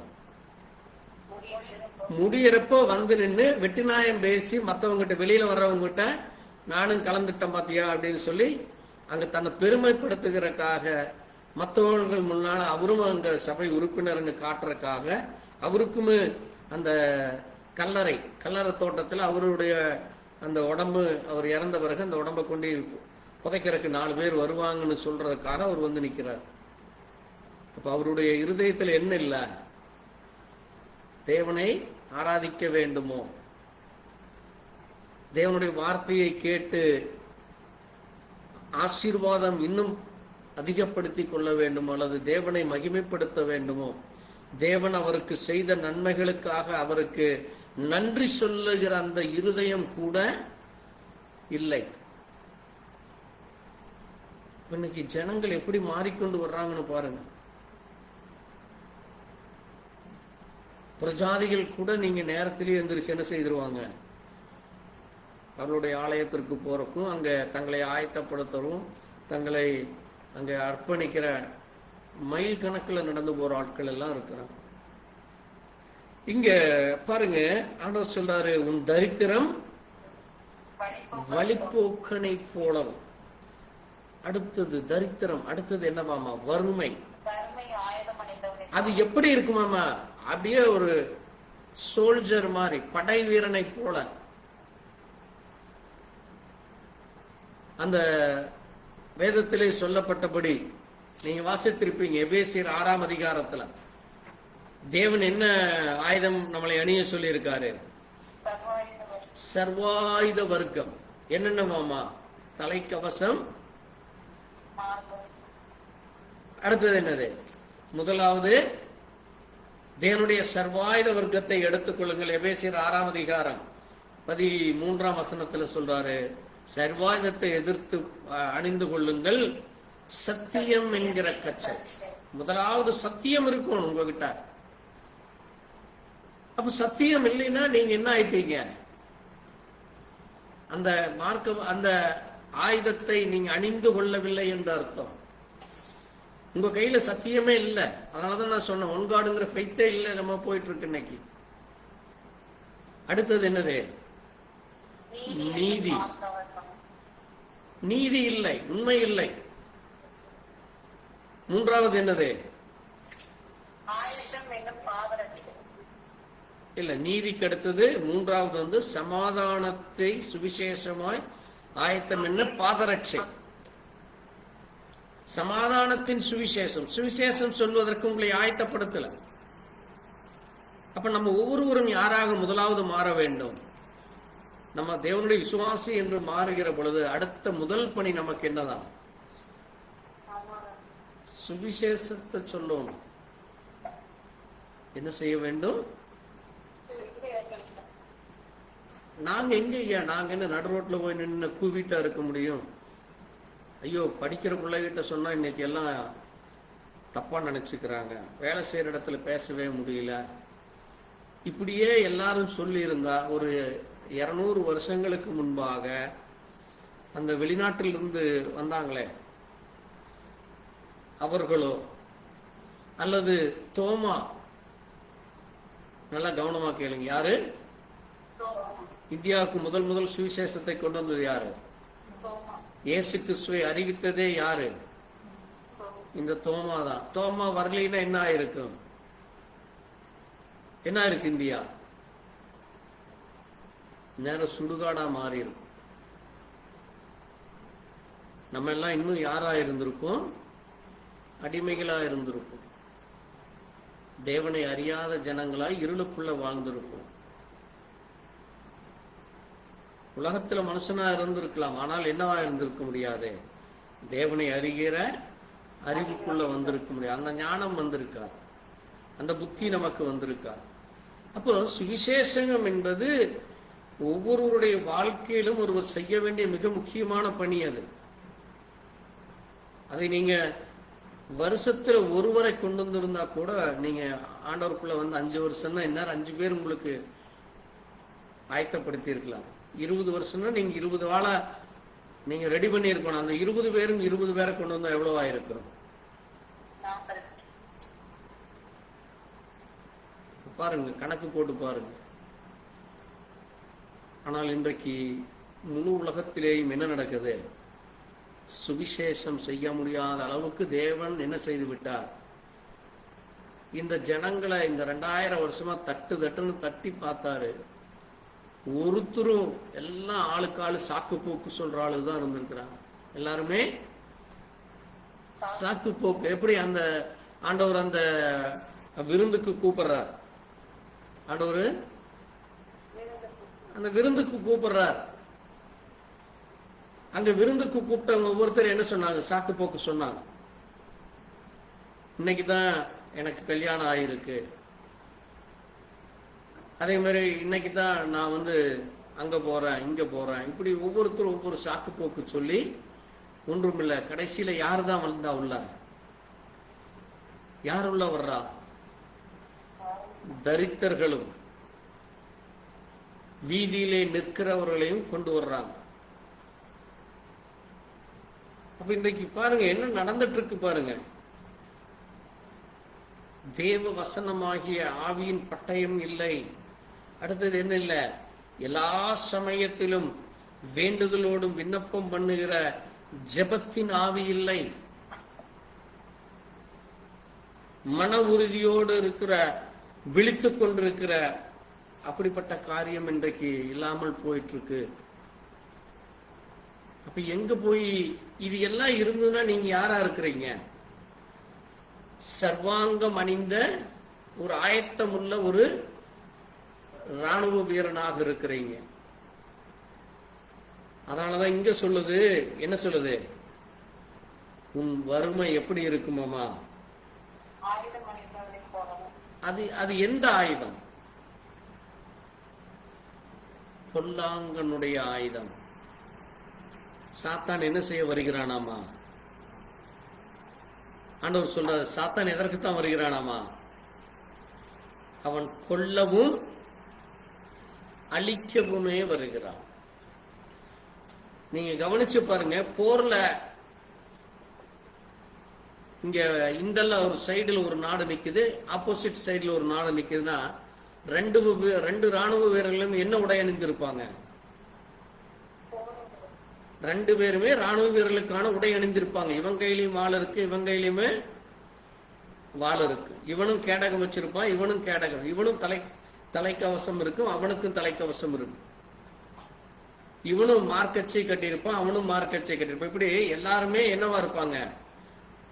அந்த போருடைய அணிந்திருப்பாங்க, அப்படித்தானே? ஆனா ஜெயிக்கிறது யாரு? யாரோ ஒருத்தர் தான். புரியுதா? அப்போ தேவன் சொல்றாரு, நீங்க நான் சொல்லுகிற அந்த ஆயுதத்தை அணிஞ்சிருன்னு சொல்லுது. ஆனா இங்க பிசாசு என்ன செய்கிறான்?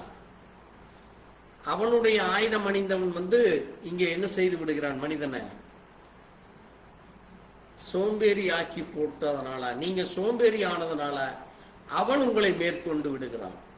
யார் இப்ப உங்களை மேற்கொள்றது?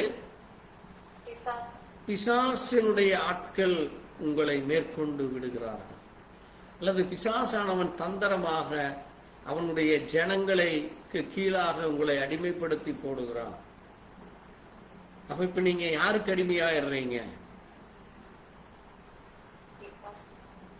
அப்ப பாருங்க, அதனாலதான் ஆண்டவர் என்ன சொல்றாரு, நீ அப்படி இருக்காதே, நீ அப்படி வறுமையோடு, நீ அப்படி ஒரு சோம்பேறியை போல, நீ அப்படி இன்னும் தூங்கட்டும், இன்னும் உறங்கட்டும், இன்னும் கை முடக்கி உருட்டுவேன் என்று உன்னை நீ என்ன செய்து கொள்ளாதே, தாழ்த்தி கொள்ளாதபடி நீ இப்ப யாருகிட்ட ஓடுங்கிறாரு?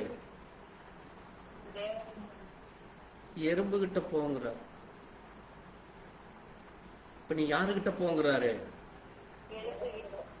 எறும்பு அது என்ன செய்கிறதாமா பாருங்க. அதுதான் அதுக்குள்ள இருக்கிற ஒரு ஸ்பெஷலா ஆண்டவர் அதை குறிப்பிடுகிறார்.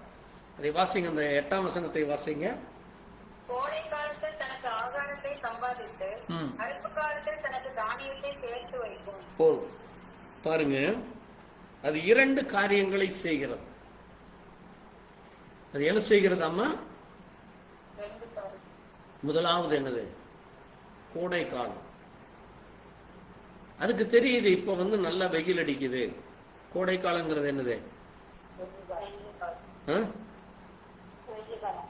அது நீங்க ஆங்கிலத்துல பாருங்க. Provide her meat in the summer and gather her the food in harvest. Okay, கோடை காலத்துல, வெயில் காலத்துல இப்ப நல்ல வெயில் அடிக்குது. இப்ப நம்ம என்ன செய்யலாம்? தனக்கு வேண்டிய உணவுகளை, தனக்கு வேண்டிய உணவு, சாப்பிட்ற சாப்பாட்டை எடுத்துக்கொண்டு போய் எங்க வைக்கலாம்?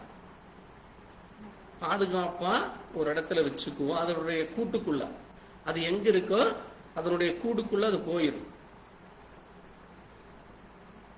எதற்கு அப்படி செய்கிறதாமா? எதற்காமா? அது அறுப்பு காலத்திலே அது தானியத்தை சேர்த்து வைத்துக் கொள்ளுமாம். மழையோ வெள்ளமோ அல்லது திடீர்னு வறுமை வந்தாலும், திடீரென்று மழை வந்து அல்லது மழையே இல்லாமல் போனா அங்க என்ன வந்துடும்? தானியம், பஞ்சம் வந்துடும். அப்ப அதுகளுக்கு உணவு கிடைக்குமா? தானியம் கிடைக்குமா? கிடைக்காது. மழை இல்லைன்னா அதுக்கு என்ன கிடைக்காது? தானியம் விளையாது. பாருங்க, அது எவ்வளவு ஞானமாக அதை செய்து வைக்கிறது.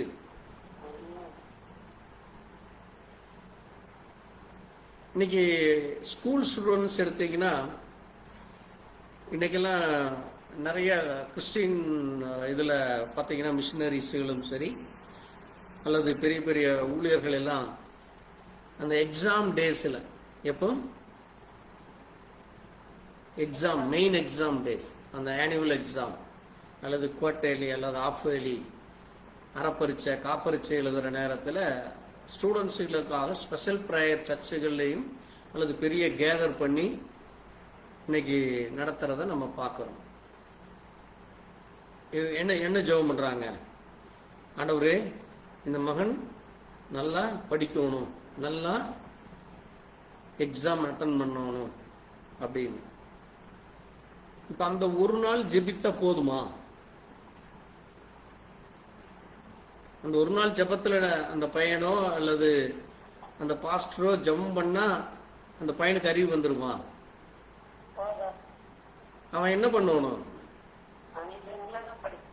அவன் டெய்லி எந்திரிச்சு அன்னன்னைக்கு என்னென்ன சப்ஜெக்ட், என்னென்ன லெசன், என்னென்ன கொஸ்டின் மார்க் இருக்கோ அதை ரெகுலரைஸ் பண்ணினான்னா அவனுக்கு என்ன கிடைக்கும்? 100க்கு 100 வாங்கலாம். அட்லீஸ்ட் ஒரு 80% 90% வாங்கலாம். ஏன்னா இன்னைக்கு 90% மார்க் எடுக்கிறவர்கள் எவ்வளவு பேர் ஆயிட்டாங்க? அதே 90% ஆயிட்டாங்க. இன்னைக்கு ஒரு வேலை, ஒரு 100 போஸ்ட் கவர்மெண்ட்ல, ஒரு எக்ஸாம்பிளுக்கு வில்லேஜ் ஆபீசர் மணியார் வேலைக்கு ஒரு 100 இடம் அப்படின்னா எத்தனை லட்சம் பேர் எக்ஸாம் எழுதுறாங்க? குறைந்தது 1 லட்சம் பேர் எழுதுறாங்க. ஒரு 100 பேர் தான் வேணும். ஆனா போட்டி போறது எத்தனை பேரு? 1 லட்சம் பேர். அப்ப நினைச்சு பாருங்க எவ்வளவு காம்படிஷன், போட்டி நிறைந்த உலகத்துல நம்ம இருக்கிறோம் என்று. ஆனாலும் இன்னைக்கு அநேகர் என்ன செய்கிறாங்க? அதை பற்றி எல்லாம் கவலைப்படாம அங்க ஜாலியா லவ் பண்ற கோஷ்டி ஒன்று இருக்கு, ஜாலியா ட்ரக் அடிச்சுட்டு இருக்கிறது இருக்கு, ஜாலியா கட்டடிச்சு ஸ்கூலுக்கு கட்டடிச்சு சினிமாவுக்கு போற கோஷ்டி, அல்லது ஃப்ரெண்ட்ஸுகளோட டைம் பாஸ் பண்றது, இப்படி நிறைய கெட்டு குட்டிச்சோறு ஆகிற எத்தனையோ பேர் இருக்கிறாங்க. அப்படியே ஜாலியா பைக் ரைடு போறது, இன்னைக்கு என்னென்னமோ நடக்குது இந்த பூமியில. பெற்றோர்கள் கேள்வி கேட்க முடியாத அளவுக்கு பிள்ளைகள் அங்கே தரிகட்டு திரிகிறான். அப்ப இப்படிப்பட்ட பிள்ளைகளை நீங்க சரியானபடி தேவ சமூகத்திலே கொண்டு வர வேண்டுமானால் அதற்குத்தான் நம்ம என்ன செய்கிறோம்? சிறு வயது முதல் அவர்களுக்கு என்ன கொடுக்கிறோம்? Sunday class. என்னது? ஞாயிற்றுக்கிழமை வேத பகுதி என்று சொல்லி சண்டே கிளாஸ் ரெகுலரா இன்னைக்கு அநேக சபைகள் நடத்திட்டு இருக்கிறாங்க. அது யார் சரியா அட்டன் பண்ணி, யார் அதுல சரியாய் ரெகுலரா ஃபெயில் இதெல்லாம் ஆப்சென்ட் இல்லாம அட்டன் பண்ணி வருகிறார்களோ அவர்கள் லைஃப்ல பாத்தீங்கன்னா ஒரு பெரிய பிளஸ்ஸிங், அவங்களுடைய ஃபியூச்சரே ரொம்ப பிளஸ்ஸிங்கா இருக்கும். ஒரு நல்ல ஒரு ஞானம் வரும், நல்ல ஒரு பிளஸ்ஸிங் அவங்களுக்கு கிடைக்கும். அந்த குடும்பமே ஒரு ஆசீர்வதிக்கப்பட்ட குடும்பமாக. இன்னைக்கு எத்தனை இடத்துல அது சரியா நடக்குது? எத்தனை பேரு இன்ட்ரெஸ்ட் எடுத்து நடத்துறாங்க? அப்ப அது என்ன காரணம்? அதை சரியா செய்யறதுக்கு அந்த ஆசிரியர்களும் கலந்து கொள்வதற்கு அந்த பெற்றோர்கள் முன் வர வேண்டும். தன்னுடைய பிள்ளையை சிறு வயது முதல் அங்க பழக்க வைக்க வேண்டும், பிரேயருக்கு உட்கார வைக்கணும். அந்த பிள்ளை சிறு வயது முதல் கற்றுக்கொள்ள வேண்டும். சும்மா பிள்ளைகள்லாம் படிக்காதுங்க. நீங்க என்னுடைய அக்கா பேரன், எனக்கும் பேரன் தான். அவன் பாத்தீங்கன்னா நல்லா விளையாடுவான். டெய்லி வீட்டுக்கு வந்தான்னா அடங்கவே மாட்டான். இப்போ போன வாரம் பாத்தீங்கன்னா வீட்லயே ஜங்குன்னு குதிச்சான், கை உடைஞ்சு போச்சு. இப்ப பள்ளிக்கூடமே போக முடியல 5 நாள். இப்ப உட்கார்ந்து அழுதுட்டு இருக்கிறான். அப்ப இப்படிப்பட்ட முரட்டு பசங்களும் இருக்கிறாங்க. ஆனா நல்லா படிக்கிற பையன் 90% எல்லாம் அழகா எடுக்கிறவன். இப்ப அப்படியே கிளாஸ் வச்சாங்க. 5ஆம் கிளாஸ்ல இருந்து இப்ப 6ஆம் கிளாஸ் வந்தா இப்ப அவனுக்கு படிப்பு அப்படியே டவுன் ஆயிடுச்சு. ஏன்னா விளையாட்டு ஜாஸ்தி ஆனதுனால படிப்பு என்னாச்சு, அப்படியே கம்மியா போச்சு. வரலே எல்லாம் இல்லை, வர்றதுக்கு உட்கார்றது இல்லை, அவன் படிக்கிறதுக்கு உட்கார்றது இல்லை. இன்னைக்கு அப்படித்தான் சின்ன பிள்ளைகள் என்ன ஆகிறாங்க, வயது வர வர வர ஒரு 10 வயசு 12 14 16 18 20ங்கிறப்போ படிப்பு ஜீரோல வந்து போகுது. இன்னைக்கு நிறைய பசங்க வேலை கிடைக்காம படிக்க முடியாம இருக்கிறதுக்கு காரணம் என்ன? அது வயது வர வர அவர்கள் உலக ஞானத்துல உலகத்துக்குள்ளாக கலந்து போயிடுறாங்க. தேவ பிள்ளைகள் அப்படி இருக்கக்கூடாது. நீங்க சிறு வயது முதல் உங்க பிள்ளைகளுக்கு நீங்க பைபிள் ஸ்டடியில் உட்கார வச்சு அவங்களுக்கு சொல்லி கொடுக்காம அவங்க சௌரியத்துக்கு நீங்க ஆட விட்டீங்கன்னா அந்த பிள்ளைகளை உங்களை அவர்கள் திருப்பி கேள்வி கேட்கிற நேரம் வரும். ஒரு வயசான பிறகு அவங்க உங்களை திருப்பி கேட்பாங்க, நான் விளையாண்டா நீ ஏன் என்னை கண்ட்ரோல் பண்ணலேன்னு. நீங்க தான் வெட்கப்பட்டு போவீங்க. தேவன் பாருங்க, அந்த எறும்பை பார்த்து நீ என்ன செய்து கொள், ஞானத்தை கற்றுக்கொள். எதை கற்றுக்கொள்? நீ ஞானத்தை கற்றுக்கொள். ஏனென்றால் அந்த எறும்பிடத்தில் என்ன இருக்குது? முன்கூடியே தீர்மானிக்கிற ஞானம் அதற்கு இருக்கு. பிள்ளைகள் அதை போல இந்த எதிர்காலம் அது மிக கொடுமையாய் மாறிவிடும். தேவனை மறந்த காலம் வந்துவிடும். வேதம் அதை தான் சொல்லுது. அந்நாட்களில் விசுவாசத்தை காண்பாரோ. வறுமை வருது, பஞ்சம் வருது, பசி வருது, பட்டினி வருது, போர் வருது. இதெல்லாம் உலகத்துக்கு ஆண்டவர் சொல்லுகிற எச்சரிக்கை. அங்க மத்தேயு 24ஆம் அதிகாரத்தில் ஆண்டவர் அநேக காரியத்தை சொல்றார். பஞ்சம் வரும், பட்டினி வரும், பூகம்பம் வரும். அடுத்து என்ன வரும்? நாட்டுக்கு நாடு, வீட்டுக்கு வீடு, தகப்பனுக்கும் பிள்ளைகளுக்கும், பிள்ளைக்கும் தகப்பனுக்கும் என்ன வரும்? பகை உண்டாகுங்கிறாரு. அப்ப இது எல்லாம் இந்த கடைசி நாட்கள்ல அதிகரிக்க போகிறது. ஆனால் இதிலிருந்தும் தப்பிக்க வேண்டுமானால் நீங்க என்ன செய்யுங்க? என்ன செய்ய வேண்டும்? முடிவு பரியந்தம் நிலைத்திருப்பவனே. அப்ப நீங்க முடிவு பரியந்தம் உங்கள் பிள்ளைகளை நீங்க மட்டும் ரட்சித்தா போதுமா? இல்ல நான் வாரமான கலந்துக்கிறேன், என் பிள்ளைய கேடோ கட்டு தொலைகிட்டு அவன் படிச்சா என்ன படிக்காட்ட என்ன நானே சொல்லி சலிச்சுட்டேன்னு சொல்ற ஆளுகள் இருக்கிறாங்க இன்னைக்கு. நாங்களும் அவனை என்னமோ பண்ணி பார்த்தங்க ஐயா, ஒன்றும் முடியலைங்க ஐயா, நாங்க ஜெபம் பண்றோங்க ஐயா அவனுக்காக. அதல்ல வாழ்க்கை.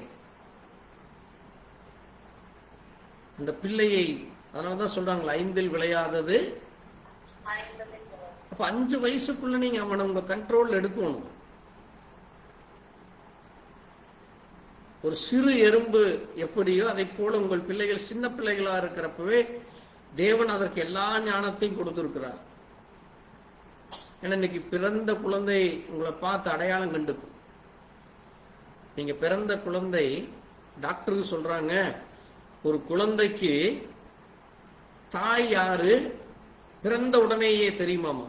அந்த தாய் யாரு, மற்றவர்கள் யார் என்று அந்த கை அணைப்பு இருக்கு பாருங்க. அந்த குழந்தையுடைய தாய் அந்த கையில் எடுத்து தன்னுடைய மார்பில் அணைக்கிறார் பாருங்க. அந்த அணைப்புக்கு அந்த குழந்தைக்கு வித்தியாசம் தெரியுமாமா. அதனாலதான் இதுதான் என்னுடைய தாய் என்று அது சீக்கிரம் அடையாளம் கண்டு கொள்ளுமா, ஒரு பிராக்சர் ஆஃப் செகண்ட்ல. அதனாலதான் ஆண்டவர் சொல்றாரு, தாய் சுமப்பது போல நான் உங்களை சுமப்பேன். அப்ப தேவன் நம்மை சுமக்க தயாரா இருக்கிறாரு. ஆனா நம்ம என்ன செய்யறது இல்ல, தேவனை விட்டு ஓடி போகிறோம். பிள்ளைகளையும் ஓடுன பிள்ளைகளை திருப்பி கொண்டு வர்றதில்லை. என்ன காரணம்? அவனும் சோம்பேறியா விட்டு விடுகிறது. சிறு வயதிலிருந்தே நம்ம பிள்ளைகளை கவனிக்காமல் நாமும், இது நம்மையும் குறிக்கிறது. நம்ம சோம்பேறித்தனம் பட்டு சர்ச்சுக்கு இந்த வாரம் வேண்டாம், அடுத்த வாரம் பார்க்கலாம், அன்னைக்கு பார்க்கலாம், இன்னைக்கு பார்க்கலாம்னு சொல்லுறதுனால சோம்பேறித்தனம் ஆய் கடைசி என்ன ஆகிறாங்க. இன்னைக்கு நான் அதைத்தான் அடிக்கடி உங்களுக்கு சொல்லுவேன். அநேக வெளிநாடுகளில் சுமார் 200 ஆண்டுகள் 300 ஆண்டுகள் 500 ஆண்டுகள் இருந்த சபைகள் எல்லாம் இன்றைக்கு என்ன ஆயிட்டு இருக்கு தெரியுமா உங்களுக்கு? ஷாப்பிங் மாலாக, அல்லது பெரிய பெரிய பணக்காரர்கள் அதை ஒரு ஆடம்பர வீடாக எடுத்து இன்னைக்கு அது மாறிக்கொண்டு வருகிறது. இன்னும் அதை விட ஒரு படி மேல போய் இங்க இந்தியாவில் இருந்து அநேக பிரீஸ்ட், ஹிந்து பிரீஸ்ட், பூஜாரிகள் அதை எடுத்து அங்க உலக இந்த இந்து கடவுளை அங்க வச்சு வணங்கிட்டு இருக்கிறாங்க. தேவனை ஆராதிக்கிற ஒரு ஸ்தலம் இன்றைக்கு எப்படி மாறிக்கொண்டு வருகிறது? உலக ஆராதனையா மாறிட்டு இருக்கு. நீங்க உங்க பிள்ளைகளை தேவனுக்குள்ள சரியாக வளர்த்தவில்லை என்றால், உங்கள் குடும்பம் தேவனுக்குள்ள சரியாக வளரவில்லை என்றால், வரும் நாட்கள் மிக கொடிதாக இருக்க போகிறது. வரும் காலங்கள் அது நம்மை இருளுக்குள்ளாக தள்ளுகிற சூழ்நிலை ஏற்பட்டு கொண்டிருக்கிறது. அதனாலதான் சொல்லுது, உன் தரித்திரம் வழிபோக்கனை போலவும் வறுமை ஆயுதம் அணிந்தவனைப் போலவும் வரும். அதுதான் என்னது? பேலியாளின் மனுஷன். அவன் துன்மார்க்கமாய் ஆகடியம் பேசித் திரிகிறான். அந்த பிள்ளைகள் எப்படி ஆகி விடுவார்களாமா? அதென்ன பேலியாள்? பேலியாள் என்றால் அங்க பேலியாள் வழிபாடு, பேயேல் வழிபாடு. அது என்னது? பேயேல் வழிபாடு என்பது என்ன என்றால், பழைய ஏற்பாட்டிலே இருக்கிற அந்த புரஜாதிகள், அன்றைக்கு இருந்த கானானியர்கள் வழிபட்டு வந்த தெய்வத்தினுடைய பெயர் தான் பேலியாள்.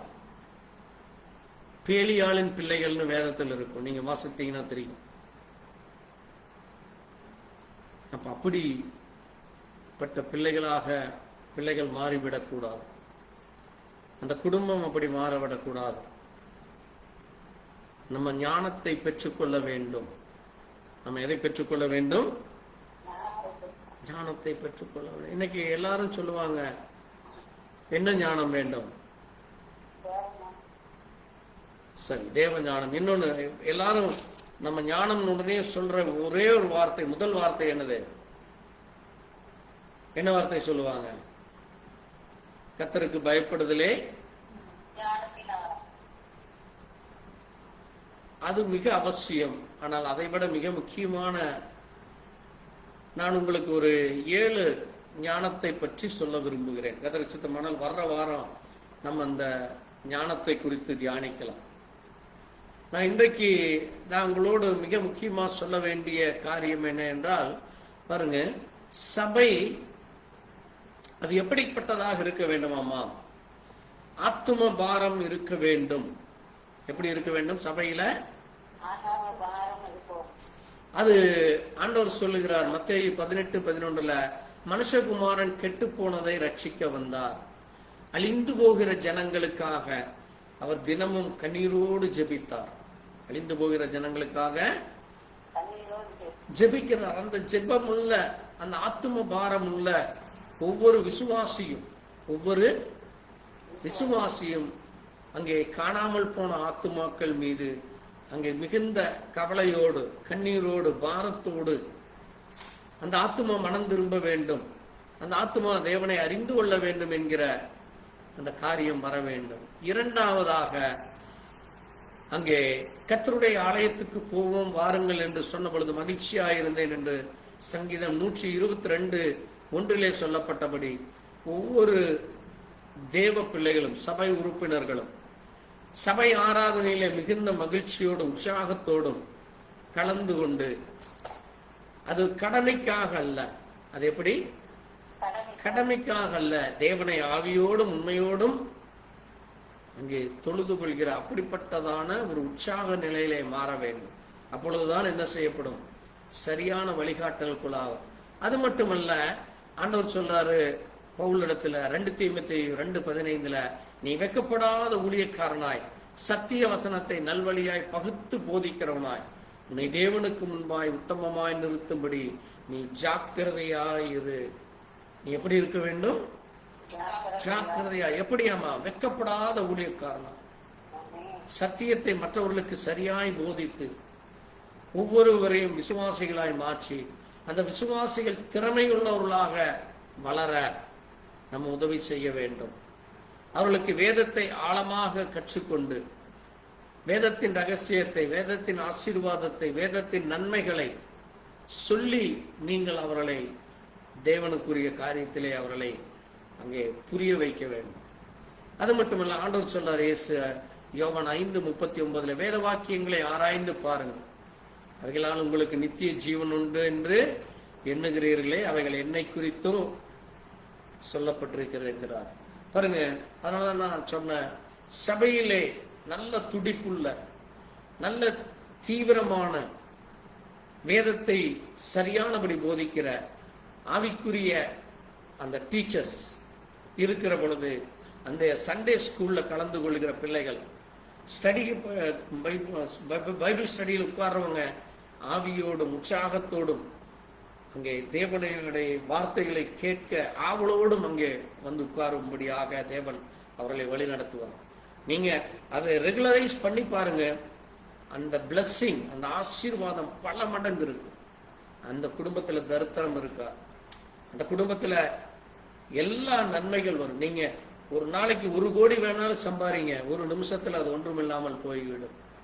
ஆனால் தேவ சமூகத்தில் உட்கார்ந்து உங்களுக்கு ஒரு 1000 ரூபாய் வரட்டும், அந்த 1000 உங்களுக்கு 10 லட்சம் ரூபாய், 10 கோடி உங்க கையில் இருக்கிற போல உங்களுக்கு ஒரு சமாதானம் இருக்கு. நீங்க இதுதான் வேணும்னு சொல்லி ஓடி 1 கோடி ஒரு நாளைக்கு சம்பாதிச்சாலும் அது ஒன்றுமே இல்லாமல் போய்விடும் ஒரு நாள்ல. இப்போ பணம் முக்கியமா, வேலை முக்கியமா, தேவன் முக்கியமா என்று நீங்க உங்களுக்கு கொடுக்கிற நாளிலே நீங்க யோசிங்க. அதைத்தான் ஆண்டவர் சொல்றார், வேத வாக்கியங்களை ஆராய்ந்து பார்.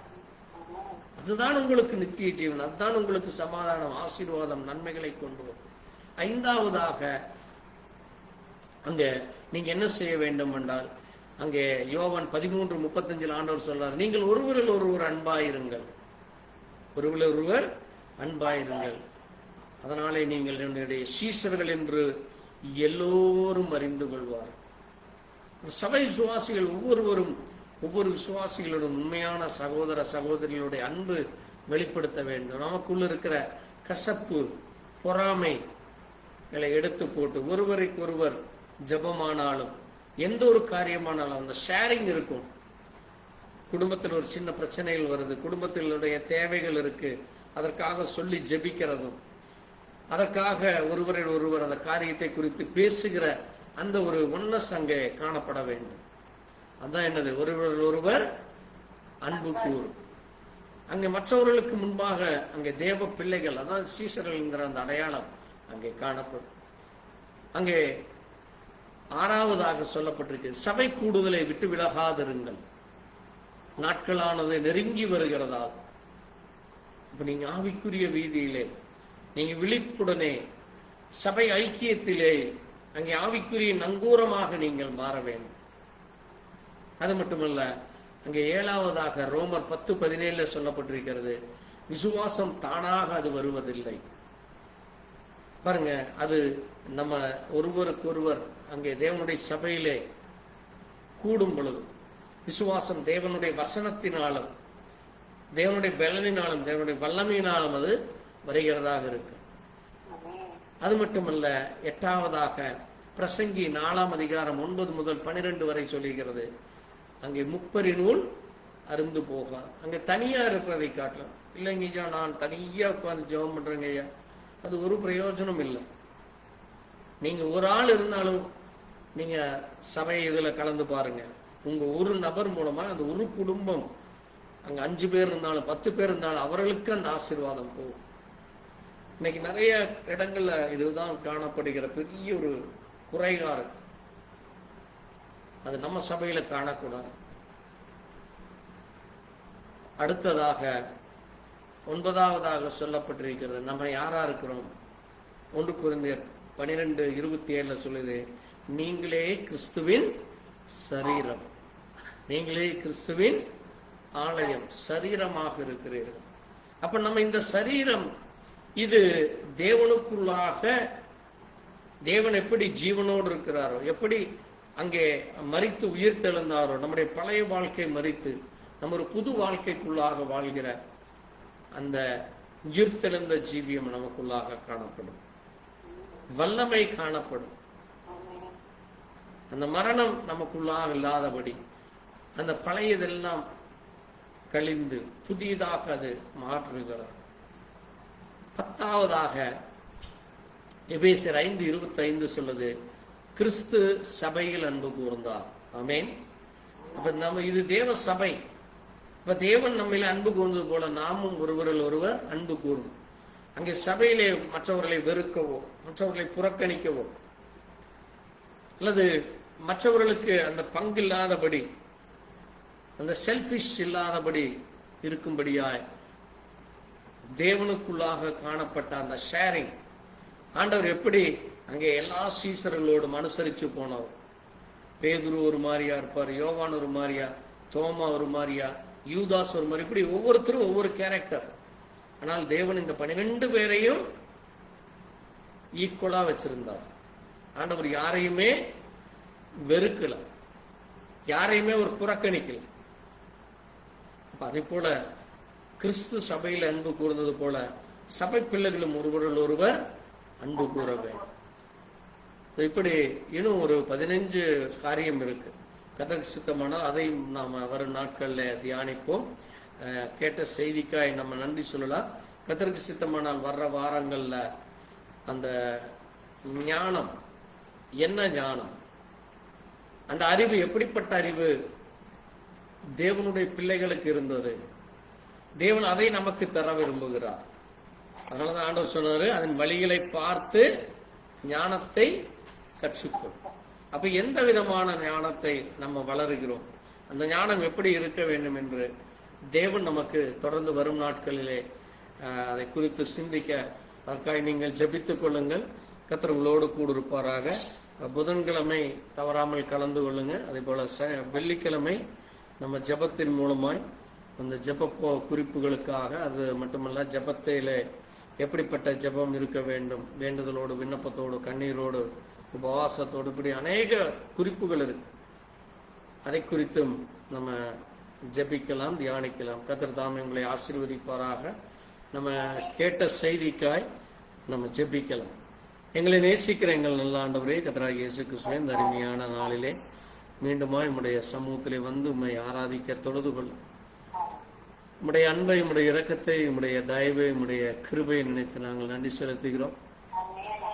ஆண்டவரே, நாங்கள் இந்த நீதிமொழிகள் புத்தகத்திலே வாசித்த வண்ணமாய், சோம்பேறியே நீ எறும்பினிடத்தில் போய் கற்றுக்கொள், அதனுடைய வழிகள் என்ன, அதனுடைய ஞானத்தை நாங்கள் கற்றுக்கொள்ள வேண்டும் என்று சொல்லியிருக்கிறோம்.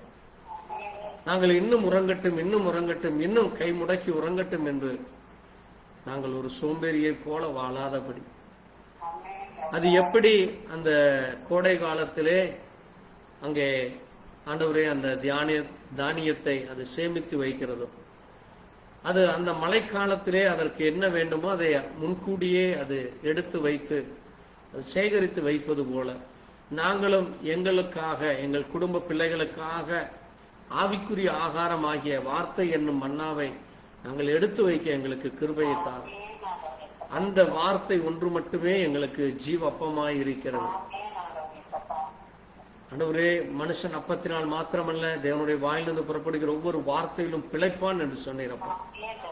நீரே வார்த்தையாய் இருக்கிறீர். அந்த வார்த்தை என்னும் அப்பத்தை புசித்து நாங்கள் அந்த அப்பத்தை எடுத்து வைத்து அதை நாங்கள் ஒவ்வொரு நாளும் புசிக்க எங்களுக்கு கிருபை தாருவோம். நீரே மன்னாவாய் இருக்கிறீரப்பா. அன்றைக்கு இஸ்ரவேல் ஜனங்கள் 40 ஆண்டுகள் அந்த மன்னாவை புசித்தார்கள் அப்பா. அவர்களுக்கு ஒரு வியாதி இல்லை, அவர்கள் துணிகள் அது ஆண்டவரே கிழிந்து போகவில்லை. அந்த 40 ஆண்டுகள் அவர்கள் எவ்வளவாக உம்மாலை பாதுகாக்கப்பட்டார்கள் அப்பா.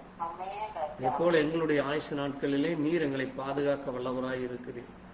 நீர் எங்களுக்கு உம்முடைய வார்த்தைகளை கொடுத்து, உம்முடைய வல்லமையை கொடுத்து, உம்முடைய அன்பை கொடுத்து, உம்முடைய இரக்கத்தை கொடுத்து, எங்களுக்காக உம்முடைய ஜீவனையே கொடுத்து எங்களை ஞானத்திற்குள்ளாய் வழிநடத்துகிற தேவன்.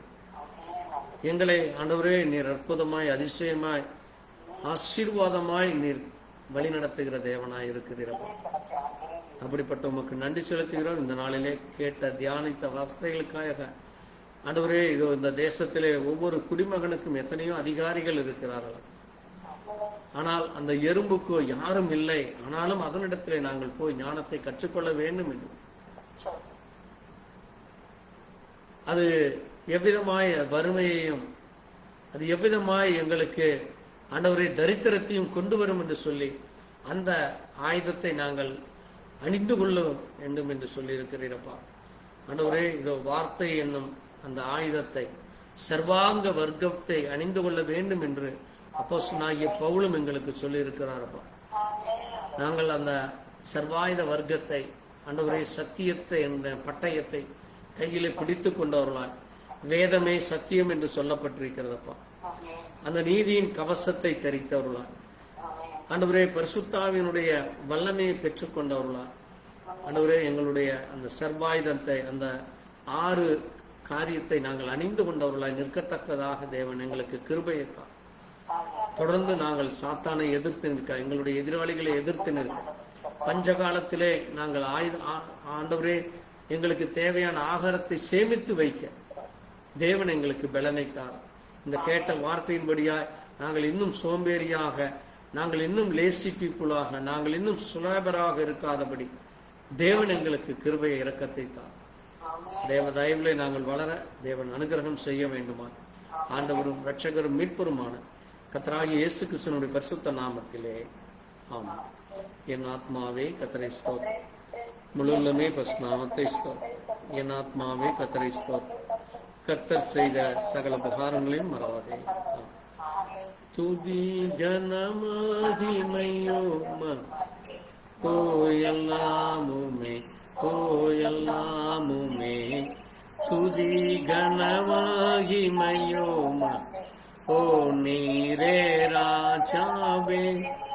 அல்லேலூயா ஸ்தோத்ரம் ஸ்தோத்ரம் ஸ்தோத்ரம் மிக ஸ்தோத்ரம் ஸ்தோத்ரம் ஸ்தோத்ரம் நீரே ராஜாவே.